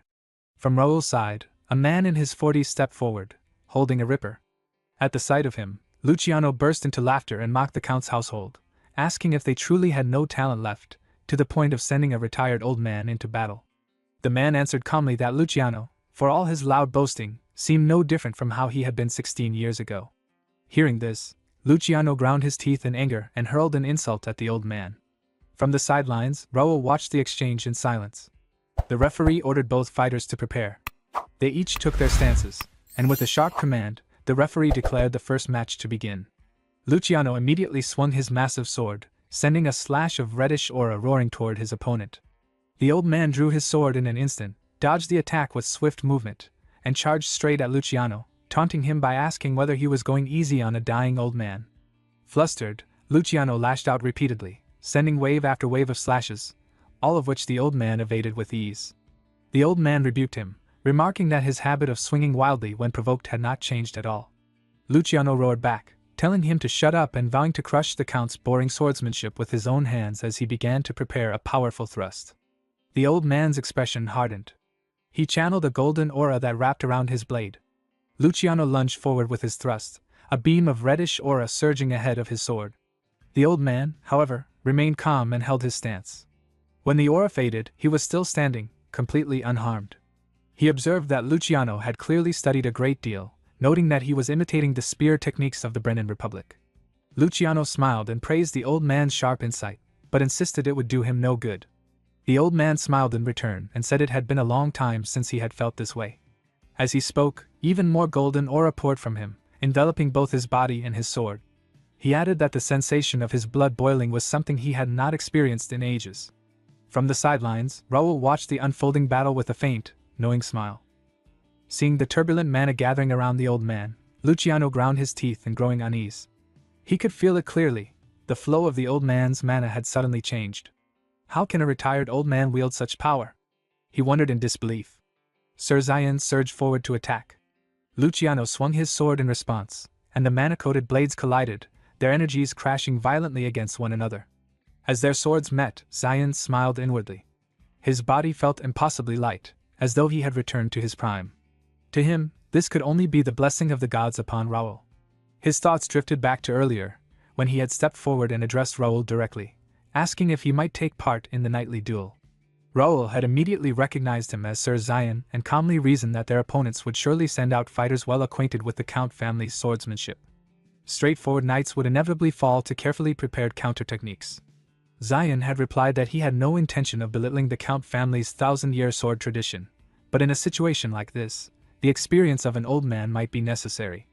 Raoul had reflected on Zion's past, former vice-captain of the Golden Bear Knights, a top-tier expert who had fought in countless inter-kingdom duels and tournaments. In unpredictable situations, few could match his skill. With that in mind, Raoul had accepted without hesitation. Even so, Weiron had been quietly troubled by the decision. It was not that he doubted Zion's ability, but the knight had been retired for years, his mana greatly diminished. He wondered if Zion would truly be all right. Some time later, Zion had stood alone, unsheathing his sword with a wince as pain shot through his arm. At that moment, Raoul had approached him and asked for a moment of his time. Before Zion could question it, Raoul clasped his hand, golden aura radiating outward. Zion had been stunned as warm, radiant mana enveloped his body. In that instant, he realized the chronic pain that had plagued his arm for years had vanished completely. Not only his body, but his mind felt clear and refreshed. The impossible had become reality, convincing him that the youngest lord had truly received the god's blessing and awakened. Back in the present duel, Zion pressed forward, driving Luciano back with a powerful strike. From the sidelines, Raoul observed quietly. It seemed Zion truly believed the power he wielded was divine. In truth, it was simply Raoul's radiant aura, enhanced slightly by his abilities. Since Zion was not a guild member, the effect was weaker, but even that was more than enough. Zion unleashed several mana slashes in quick succession. Luciano failed to block them all and was forced to his knees, cursing angrily. Zion asked calmly whether that was all he had, remarking that Luciano's efforts over the years seemed to have amounted to nothing. Luciano snapped back, demanding to know what nonsense the old man was spouting. Zion told him to place a hand over his heart and think. 16 years had passed since Luciano left the Count's house. Could he truly say he had lived as fiercely as he had back then? Luciano clenched his teeth, fury boiling over. In his mind, he rejected the notion outright. He believed he had lived a far more meaningful life than remaining in the countryside, endlessly killing monsters. Memories of his time in the Count's house filled him with bitterness, endless training, sleepless dispatches to forbidden zones, relentless battles against monsters, and no proper recognition even after risking his life. To him, his choice had been right. It had to be. Suddenly, the tattoo on Luciano's neck began to glow. His mana surged violently, shaking the air as he shouted that he had not been wrong. Jake, Whereon, and the other knights stiffened in alarm at the sight. Zion stared in shock, realizing that Raoul's earlier warning had been true. He remembered Raoul's words clearly. Even with a blessing, Zion must not let his guard down. The enemy would surely be hiding a trump card, waiting until they were cornered to reveal it as a last resort. Only by staying vigilant would an opening appear. Returning to the present, Zion shifted into a defensive stance. So their final measure was the Emperor's tattoo, he thought grimly. I never imagined they would actually touch such a taboo. Luciano, now wrapped in overwhelming mana that coated both his body and his sword, declared that he would finish this in one blow. Whereon turned to Raoul anxiously, warning that at this rate, Sir Zion was in danger. Luciano swung his sword with terrifying force. Zion barely dodged, leaping backward to create distance. As he steadied himself, he realized the power Luciano now wielded was on an entirely different level. By burning life force and mana, the enemy had gained a massive advantage in a short battle. Zion forced himself to remain calm. The opportunity would come, Raoul had said so. Taking a deep breath, he raised his sword and settled into his stance once more. He resolved not to betray the trust Raoul had placed in him. He would seize victory here and return. Seeing that unwavering resolve, a small, satisfied smile appeared on Raoul's face. The battlefield shook as the mana blades of Luciano and Zion collided, sending explosions and clouds of dust spiraling into the air. Each strike threw debris across the field, forcing the knights watching the duel to brace themselves, expecting stones to rain down. Yet, to their confusion, the debris halted midair, stopped by Raoul's intervention. All right, I've got a rough grasp of it now, Raoul thought, directing his psychic power toward Zion to support him in the fight. Well then, let's test the results obtained from Janak's dungeon. Zion prepared for the next strike, but this time he could not dodge Luciano's attack on his own. To his surprise, Raoul's power aided him, almost as if an invisible wind was pushing him forward. What's this feeling? He thought. Dodging has never been this easy. It's like the goddess of victory herself is standing behind me, protecting me. Raoul, observing from the sidelines, reflected on his technique, the telekinesis enhancement technique. Until now, he had only used it to augment his own physical strength. Since the power relied on spiritual energy, projecting it onto opponents with souls had been impossible, but no longer. With his support, Zion blocked Luciano's next attack head-on. In a swift counter, Zion severed Luciano's sword arm, causing the man to scream in agony as both his arm and weapon dropped to the ground. Kneeling, Luciano shouted, "I'm not wrong," before collapsing unconscious. Viscount Jaden's eyes widened in shock. Around him, Raoul's knights cheered, praising Zion's victory. Zion, ever disciplined, immediately approached Raoul and saluted. "Zion, as per the Viscount's orders, I've returned victorious from the first duel," he reported. Raoul nodded approvingly. "It was a splendid duel, Sir Zion." On behalf of the Count's family, I commend you for your efforts. Turning to observe Viscount Jaden, Raoul pondered, now, what will he do next? A grim smile crossed Viscount Jaden's face as he gritted his teeth in anger. Moments later, the referee announced the next duel. Both knights were summoned to step forward. From Raoul's side, Baron Carlo advanced. I am Carlo de Ashton, commander of the Silver Bear Knights, he declared. From Viscount Jaden's side, Graham stepped forward. You may call me Ray for now, he said casually. Baron Carlo bristled at the insolence. How rude! In a knightly duel, it is proper to openly reveal one's identity. How dare such a fellow challenge the Ashton Count's family? The referee quickly intervened. Prepare yourselves, the duel will begin shortly. Raoul watched, thinking wryly, here we go again. He was insisting on a fair match earlier. His gaze landed on Graham. By the way, it's been a while since I've seen that one. I wonder when he would appear. Raoul examined his status window. Graham, 46 years old, level 89, a seasoned sword expert affiliated with the Kingdom of Reuben, Baron Hahn's House of the Brennan Republic, and House Delanian. Raoul recalled that Graham had been present during an incident at the Capital Mansion in the past, where he had proven himself a formidable opponent. I wonder how he is now. The duel began. Graham leapt into the air, wielding a sword in each hand, and swung downward at Baron Carlo, who blocked the strike with his long sword. Sparks flew as their blades clashed. Raoul thought to himself, he's certainly a force to be reckoned with, but Carlo is no pushover either. Baron Carlo dropped into a defensive stance, then charged. Graham barely blocked the incoming attack, grinning as he activated a tattoo. Good. As expected of the kingdom's strongest swordsmanship, but that's the end of it now. Mana surged around him, and in a blur of speed Graham moved around Carlo, leaving multiple afterimages in his wake. Graham's mind raced. Unlike the foolishly self-destructive Luciano, I can properly handle this power. When dual swords move this fast, the opponent is bound to reveal an opening. One moment of distraction, and their life is over. Carlo's grip tightened, his sword trembling slightly as Graham prepared his next strike. Graham adjusted his position with incredible speed, closing in on Carlo from behind. He's shown an opening, regret it in hell, you fool, Graham thought.